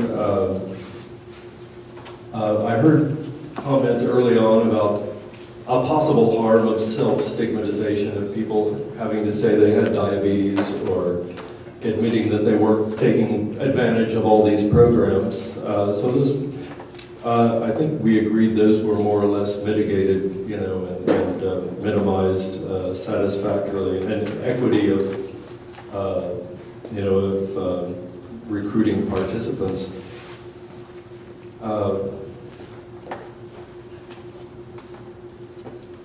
Yeah, I think the IRB would like to table this and ask the researcher to reconsider that method of distribution. And was there another issue that we wanted to ask the researcher?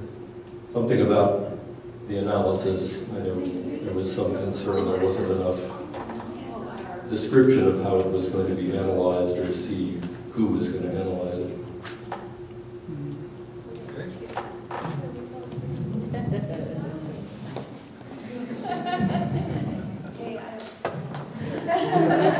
Did you all hear that? You're supposed to be listening to each other.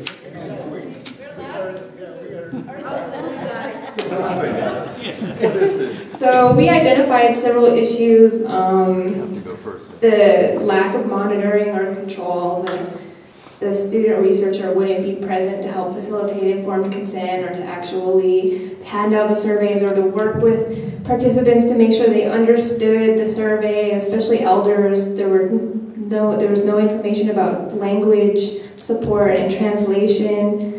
That these issues could potentially skew the data, which would harm the program and therefore the community.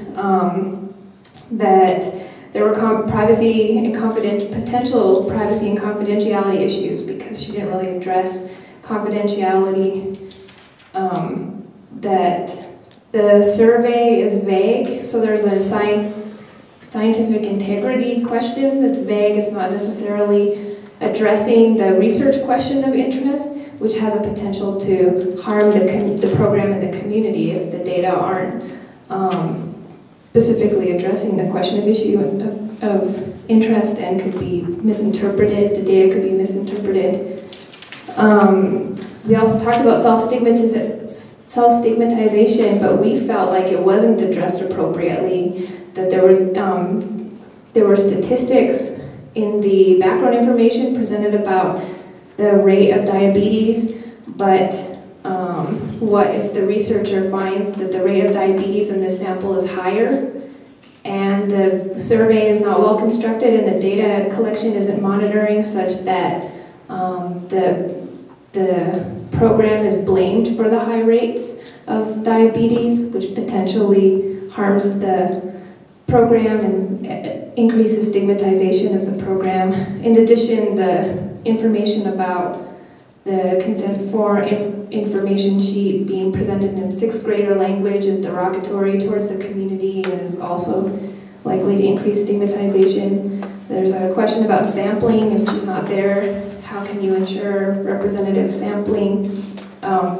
She states that she's not going to be working with children, and yet she does provide statistics about children and asks questions in the survey about children, which has a potential to skew the data. There's a question about her level of skill and expertise. She's a student in an introductory research course, especially given the fact that her survey doesn't seem to adequately investigate the research question of interest. And so then there was a question about mentorship. What is the mentorship process? So ultimately, a lot more information needed. We had a discussion about whether we should deny it, like reject it, or table it.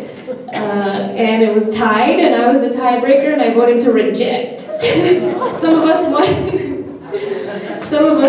to, because it was a student researcher, provide like support, emotional support. But we decided we would use appropriate educational language. Like, we cannot approve at this time. We need a lot, and we want to find out who the mentor is who allowed it to get to this stage. Okay, so some background information. I wrote this to be simple and approvable. So let me clarify a few things, and I've also Liz, I've been taking notes as you saw us floating back and forth.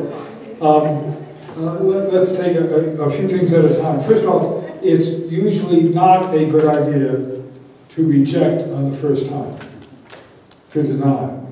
The only time, don't forget, you can be seen, the IRB can be seen as a policewoman.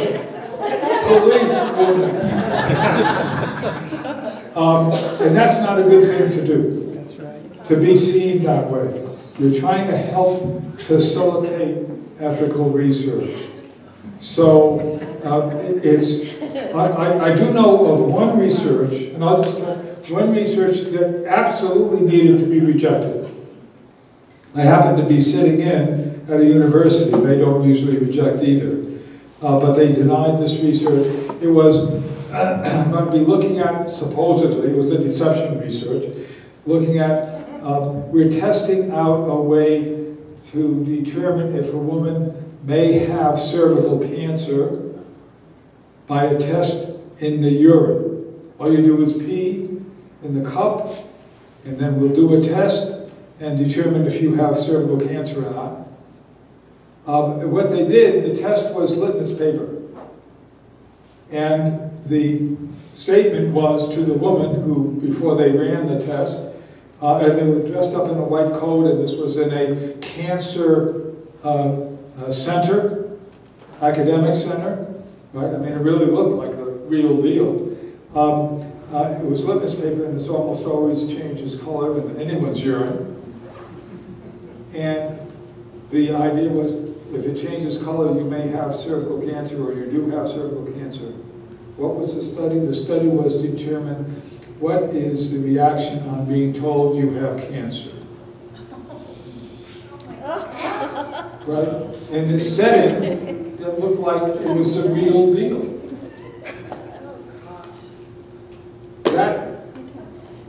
It was beyond the pale even to the university research, IRB. That absolutely needed, there was no way you could improve that. You had to reject, the researcher. And actually the researcher's department approved it. You didn't really go to the department and say, you can't do that kind of stuff. So it really has to be serious. Just one thing, readability. It's important actually to have a readability level of between 6 and 8. It is not saying you're only a 6-year-old. I read at the 8th grade level if I don't know what is being talked about. If I'm reading an article about legal something or other, I'm not a lawyer, right? If it's anything more than 8th grade, if it's not using all the jargon, what the heck are we talking about? So it's actually ideal to have it at that. It's not saying that you're like a 6-year-old. It's the way it's measured of readability. That's what a good article that is widely read by the public, and the public doesn't, and the public keeps on reading it, that's what it should be, between 6 and 8. So just that's some information about it. This was actually very good, that I was able to get it down, by the way, it was my writing, to the 6th grade level. Also about the non-English speaking. Thank you for bringing that up. Where I am, this is not an issue. From now on, I'm going to revise this if I ever do this again, either in Navajo or anywhere else. Just because there may be people who don't speak English. I will say in this, there is also a translated version in the language of the tribe, and I will explain how it is translated. There's good ways of translating and there's bad ways of translating. As you know, typically a good way is you have someone translate it and someone else translate it back into English. And if that process is accurate, translating it back, it means that probably the language, the initial translation into the non-English language is good. There are ways of doing that. So I need to spiffy this up. I need to say that her academic advisor is also experienced member of the IRB, so when the academic advisor says she is good, sounds like she's good. There's a handout, I'm going to give it to you, you can read it. It answers some of the questions. Don't forget, the CAB, the Community Action Board, is essential, an essential part of this research by the student. That's how this was developed to begin with. So it's the community, including the professional community, but also the non-professional community, that developed these surveys. And it was also, this is a standard way of doing patient satisfaction surveys, at least where I am. And she says that is the standard way. Because what you're doing is you're not asking for anything that's really going to put anyone at risk. If someone were able to say, oh, that's William Freeman, I saw him put something in, I'm going to go to the top, one on the top and read it and see what he said. Okay, so read what I said. Doesn't harm me. So not everything needs to be confidential if it is in fact not going to harm, the answers don't harm anyone. The standard actually is if made public and there's no harm in that and I'm an adult, then it's okay. That's actually the standard in the regs. So, however, you did pick up things as well. I just want to explain some things in the most essential part. And this is something to again look at. I'm suggesting, as I talked about with our Stillwater Bay, get what the tribe wants and understands. They are your key resource. You are not. You yourself, the researcher, is not. Even if the researcher is from the community. Still need to get that Community Action Board. Notice it's not Community Advisory Board, it's the Community Action and Accountability Board. It means it's very active. It helps make the research. That's something that I've come to. Remember, tribal, engaged, and controlled. How is the tribe engaged and controlled in this with that Community Action Board? But so, on the other hand, you did pick up some things. Here is the student. I imagine what you might, some of the things the IRBs might say, and so you've already said, you're going to, even if you're going to be a policewoman, police person, you still explain what you're interested in finding out, and I projected what might be what you would ask. And here's the answer for what I was thinking I intentionally put in as weaknesses. And you can read that for a couple of minutes and then we can talk about what I just said as well as what her answer is. And again, I should say I had forgotten to put in that her academic advisor is an experienced member of the IRB as well. Why don't you read her reply to this hypothetical question that you got from her? Yes, sir. I have a question. When you say academic advisor, do you mean more like a research advisor, a research mentor? Yeah. Okay. So we have a different definition of academic advisor here at this institution, and that person might not be the best person to ask. So would an academic mentor be better for here, and probably would be better in general? Or a research advisor maybe. Okay. Or research mentor? Yeah, there you go. Maybe, okay. That would be a, so this was, the research mentor is you know, it's also part of the CAB. But I'll change that too. Thank you.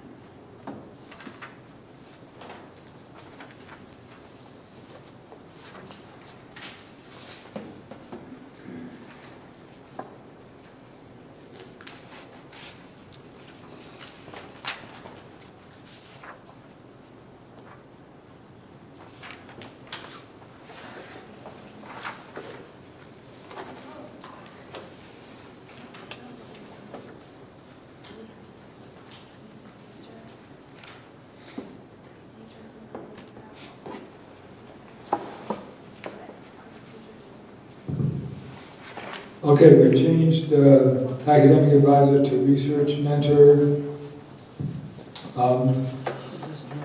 First of all, you notice I was assuming that, in fact, you would be asking about her capability. And has she overextended herself? Because this is a big project, especially for someone who's just finished an introductory course in research. What do you think of her explanation about why she's not overextended? Anyone? And you can disagree with me just because I wrote it. Anyone? Oh, so this isn't the student's response at all, is it? It's your response. Well, it's my protocol and my response. This is a mock, an imitation, a play, IRB, This is not a real, this is not a real one. I wrote it in order to be a teaching protocol. So do you think, in fact, if this were a real protocol and we made the other changes, again, explaining about the research mentor and readability and so on, are you more comfortable with, are you comfortable, first of all, with her response? Would you say, okay, that answers our questions about those things? Anyone?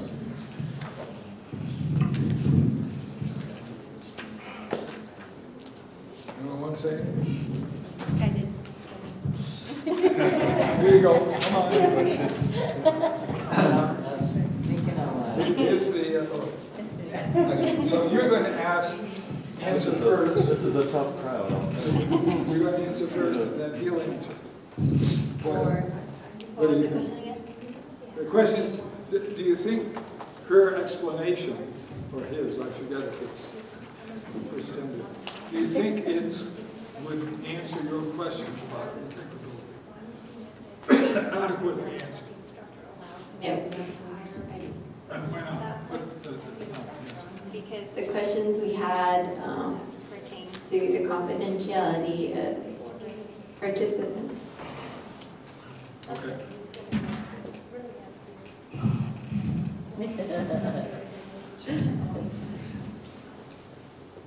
Oh, my question was, how is she going to do statistical analysis with open-ended questions? Is she going to count words, or how is she going to analyze that? What do you mean by statistical analysis? Well, in here it says that she loves math. She got an A in both introduction and advanced statistical course.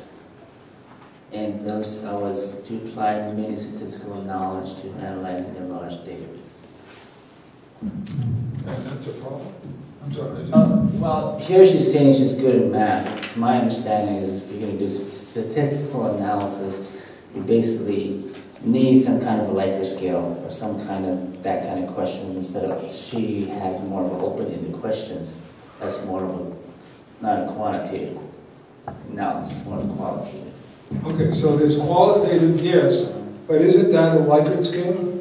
Only 1, 2, In each four, 5. question, each of those is a different program. So the very first question is a Likert scale, and then it's an open-ended qualitative. Okay. But so it sounds like not everyone is happy with that response. Part of the reason I'm asking is so that I can make a better one, a better mock IRB protocol next time. No, I agree though, because they're both quantitative and qualitative data in here. Wait.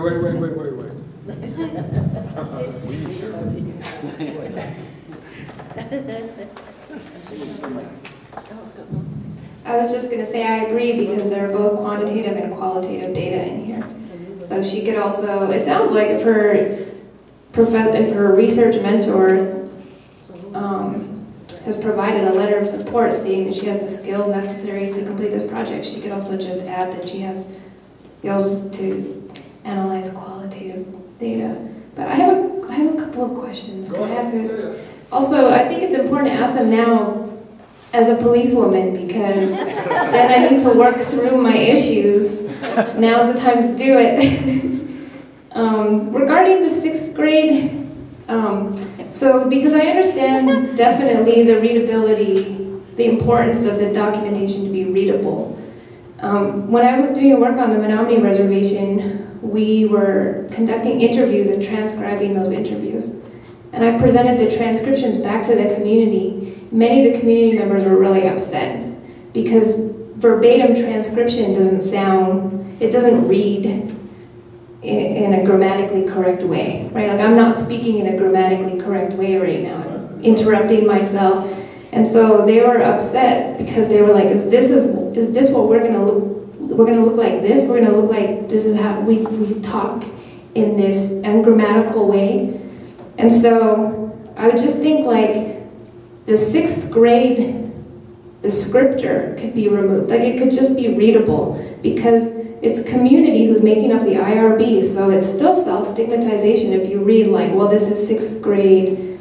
There's a reason that the community members on the Menominee Reservation were hypersensitive to that, and it's because of how they've been depicted and portrayed by researchers historically. So anything that kind of pushes against the derogatory, it could still be readable, it just doesn't have to say 6th grade readability. To me, like those little things are also part of the ethics of working in community. And so, and the other thing that I was wanting to ask about as the policewoman, which I wholeheartedly embrace, is just the confidentiality part. Because for me, one of the questions was if it's going to be like completed in public, then even if on the paperwork the private, and this is really a question, if the privacy and the like demographics and the identification information is removed from the documentation, it's still the case that community can see each other in that public space and see who's completing the survey.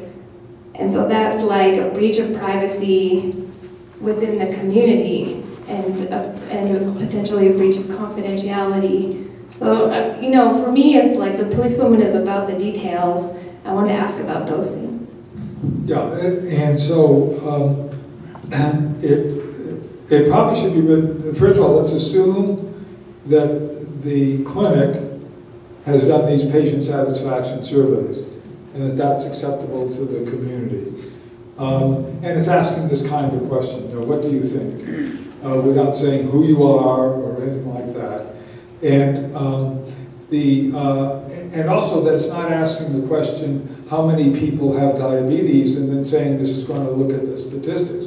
Notice that there's nothing in there that she's going to analyze by how many people have diabetes. This is an example of convenience. What she's saying is, at the beginning, this is a serious disease. Here are the statistics, to include in kids. Now I'm going to ask about what do adults 18 and above think about the programs that we have. And those are two different things. I think probably it needs to be explained, however, some sort of explanation about that. The basic reason why, and the IRB should know this, why it's 18 above almost all the time, is if it's 17 and below, you're interviewing or if asking kids to fill something out, and parents have to give permission for anyone who's 17 and below. Now that gets very complicated. Now, is it saying that some 17 and below person doesn't fill it out? No, of course they're going to fill it out. In spite of, remember when you were that age and did you always follow directions? No. So there'll be some that are in there. But it doesn't say what their age is. And if they want to break the rules, well, that's okay. All you're trying to do is to get general information about what programs work, are seen as being satisfactory to a large group, what programs need to be improved because they're not. So it's a simple research question. But it sounds like, I would also agree that probably, and I've made notes, that it would be clearer to do that, okay? To have things clearer. The readability, I don't know what to do about that, because that's standard stuff about readability.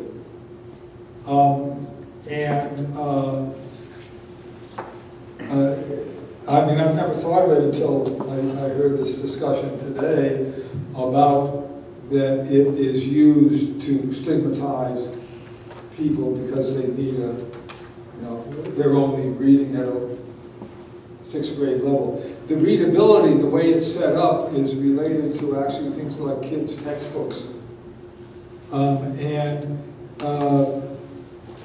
It's just a fact. Everyone here, I make it that, prefers to be reading something that you're not familiar with at about the 8th grade level. I am not fairly well educated, I think. But if someone, and maybe during a break or something, I'd like to hear. So Sarah said, and I want to please. I was only joking about her and the policewoman. But we need to have strict people on IRBs. Yeah, the chair really almost. So, but I'd like to hear some further thought. How to say it's readable means what? That's my concern. I've had people say this is readable, and I put it through the readability thing, and it's at the 14th grade. Whoa! For someone who's not familiar with what's being talked about, they can't read it. They can't understand it. Think about the Belmont report. That's an example of, I don't know what, I haven't tried to put it through the readability formula, but it is way out of whack for what anyone other than a PhD in philosophy and ethics would understand. Okay, so if you have suggestions, please, anyone. Real quickly, because we need to go to the second one. When it comes to a lot of marketing campaigns for business, they do have that rule of thumb that everything that's published or promoted to the general public should be at a 6th grade reading level, but they don't necessarily tell us that. They shouldn't have to tell us that. So that's just one aspect. Right. But she's telling the IRB, again, because IRBs you will get consent documents where they haven't done that at all. And actually, if you run them, you'll come back, and you may not appreciate it, because after all, people in the IRB, this is your field. Right? So, I just had this experience with one of my staff members. Just last week, she said, I wrote this, and it's at the 14th grade. Huh? I said, it is. So, it's easy to do because you get into the jargon and you make long sentences and that kind of stuff. So, that is only intended for the IRB. Don't forget, this doesn't go to the public, to the tribe or anything like that. But it's for the IRB to say, I actually put my, and if it was true, they should also put down what format did they use. Don't use Microsoft Word. It gives a lower readability than it actually is. Lower grade. And actually that's in one of the, I think I included it in one of the websites. If not, that I sent to Sarah and Mark. If not, I'll add it. A good thing that's online, free, you just copy and paste the text into it, and it'll give you, actually looks at about 8 different readability formulas and give you the average. It's a very good one. But I'd appreciate how to do that. Yes, we do not want to tell the public or for that matter, the Community Action Board, I think. I'm aiming for a 6th grade level, because you're going to get the reaction that you have. It's not for public consumption, but like I say, businesses do it all the time. The U.S. federal government is supposed to be doing it and doesn't. And that's why you can't read the U.S. government documents. Okay. So this is good. Just one thing, you also, as an IRB, and I know this is always, it's always the case, the first one you review, you get to be very nitpicky. Some of your nitpicking stuff was good, and I think we need to talk about when this is not confidential information, what must you be doing about, where you're not going to be harmed by this. And it doesn't need to be 100% accurate. If there's a kid in there, okay, kid answered. I have a question.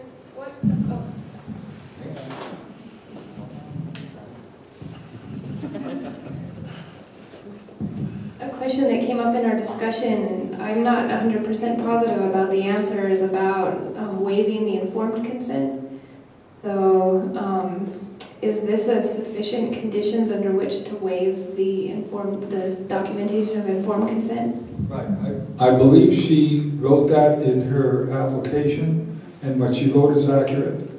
So, in patient satisfaction surveys that are done this way, and say this is what the clinic does all the time, and that is not research.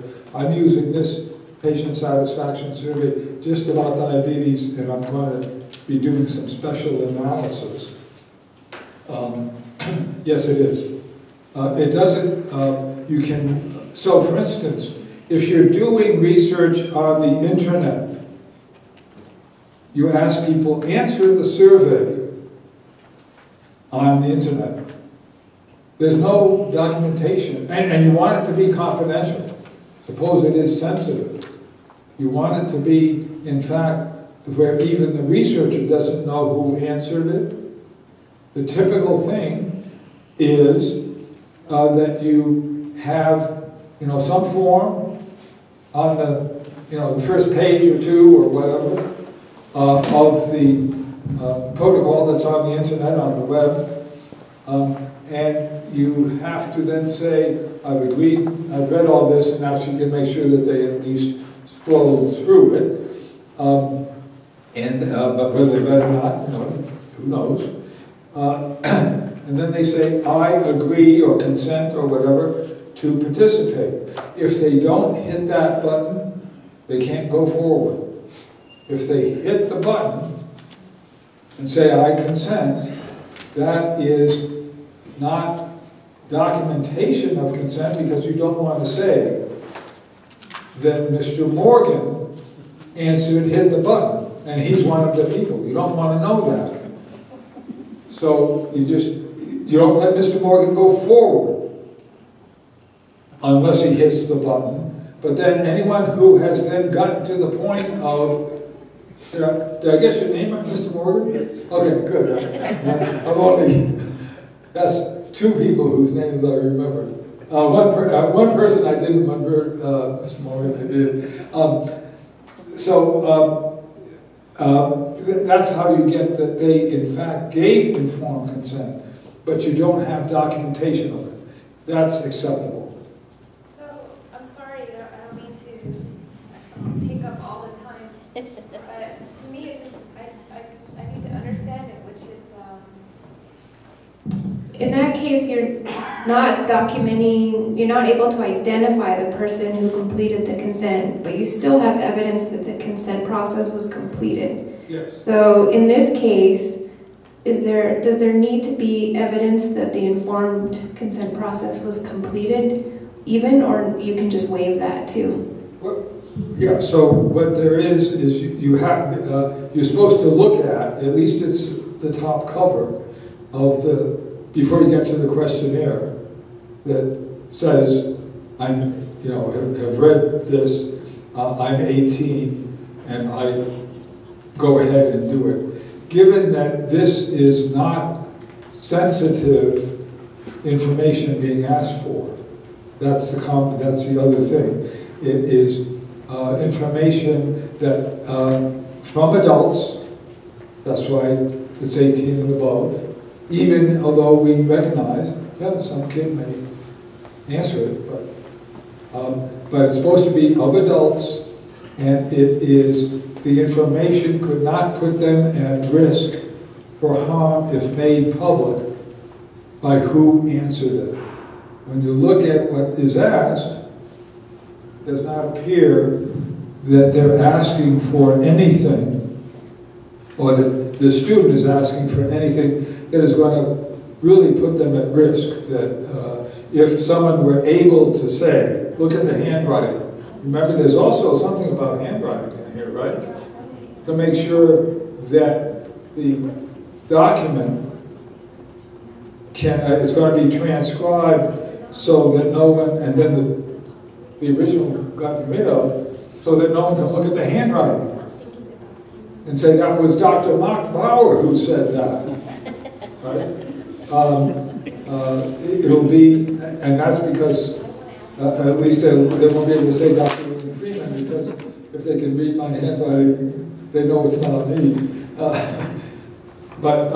So that's all part of the way the regs are written. So then, is this a satisfaction survey or a survey for program improvement and not research that is publishable, at which point it doesn't require IRB approval? Technically, it does not, except this is a person who's doing it for, for her as a research project. We will get to the fact that sometimes the tribal-based or tribal college-based IRB can look at things, can have a policy that looks at things that the regulations say is not research. Think about hantavirus. That was a public health emergency. That is now considered, this is in the new regs, this is a quote.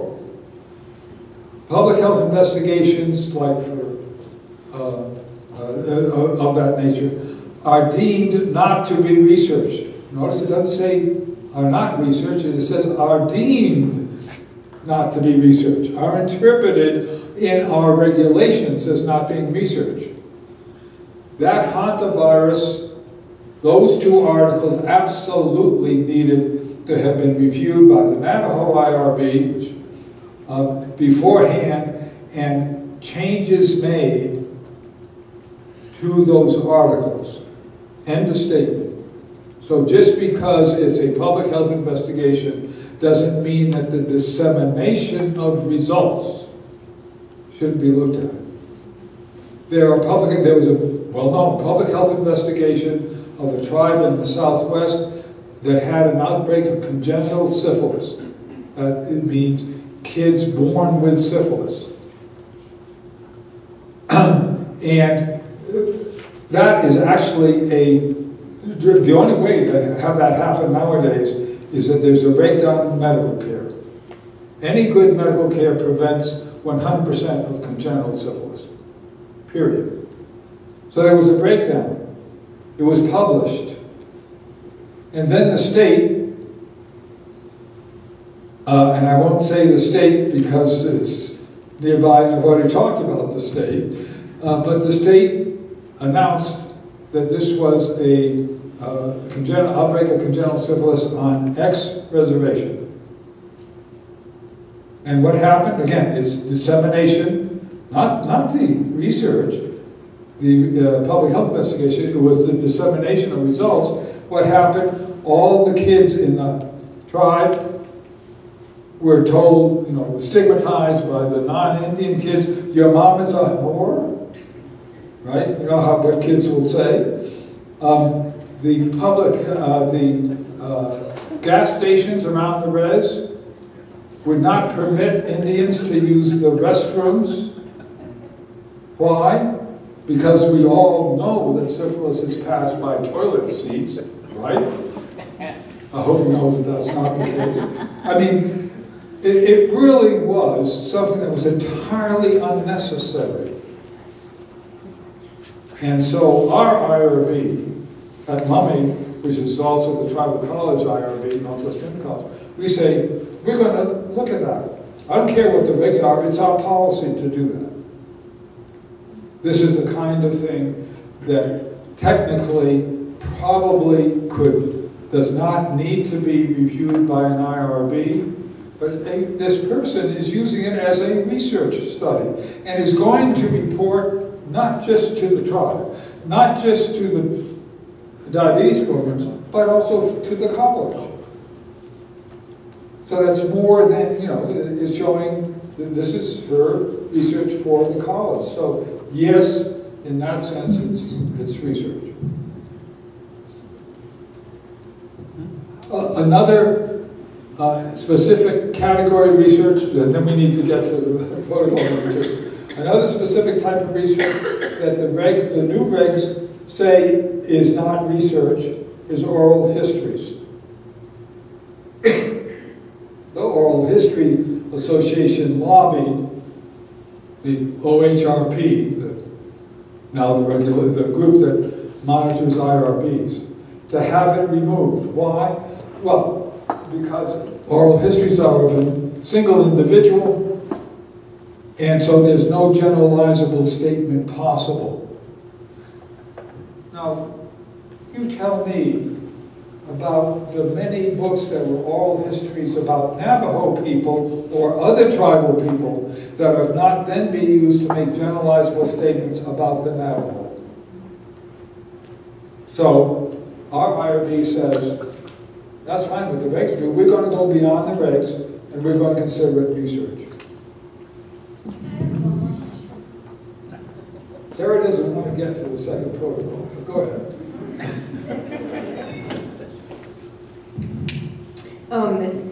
This is all very enlightening and really helpful for us as an IRB here at Diné College. So my question is, if we have so many departments at Diné College who are doing, conducting surveys that aren't from a regulations perspective considered research. So we have a department, the OIPR, the Office of Institutional Planning and Reporting. And the institution being the college. Okay. Right. And so they conduct a number of surveys and satisfaction surveys. And then also the Net Policy Institute, they conduct a number of surveys as well. And it's not for purposes of publishing or for necessarily making inferences about the population, but really just understanding some statistics related to the sample. And some of that information often gets posted on social media. And so what is the role of our tribal college IRB? Because at this point we don't call that research because it's not being published and there aren't inferences being made about the population, but you're suggesting that there could be. Well, okay, so very good question, because so how do you differentiate? This student is doing it for research purposes. She is saying, this is my research project.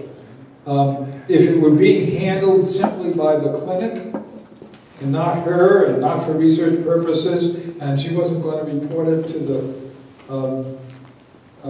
college in a public report, it would need to be examined. So some of this research that's being done, some of the studies, some of the studies that are being done are not research. Because it is planned that, no, this really isn't going to be published. Now, what to do about social media? Since I am barely on Facebook and I don't know anything about Instagram and all that other stuff, I can't answer that. But if they then let's just suppose that this study was not for research purposes, was not examined by the IRB, it was supposed to be for program evaluation and program improvement. That was your question. Absolutely. And then you found out something that really said this is important to let other tribes or tribal colleges know, and so we're going to publish it. Again, it's at the point of dissemination where the issue is, and that projected article should be reviewed. Okay? And we don't want the people doing the surveys to game, right? You can say, well, I actually am going to hope to publish this, but I don't want to go through the IRB, so I'm going to say, no, I have no plans to publish it, and then I publish it, and I send the draft publication to the IRB. That's gaming. I mean, we're assuming that people aren't going to do that. Do you know anyone here that would do that? No? Good. So, but I mean, I'm serious. At some point, and President, I've seen articles that we've reviewed that have had information that identified the tribal colleges, which tribal college participated and what were their results, even though they had agreed that there would be no identification of results by tribal college. So there is a need for, at the point of dissemination at least. Do we have time? We have 30 minutes. Are we going to end at 5? Can we go a little bit longer? Is 30 minutes enough to look at the second protocol? Yeah, we can do like a... Okay. Have you handed it out? Or? I mean, our IRB meeting, we're only 1 hour anyways. Okay. Okay. So you want to hand out? Who's going to? Are you going to hand out? Or are we going to hand it out? I don't know where it is. So this is protocol number 2. Go through the same process. All right.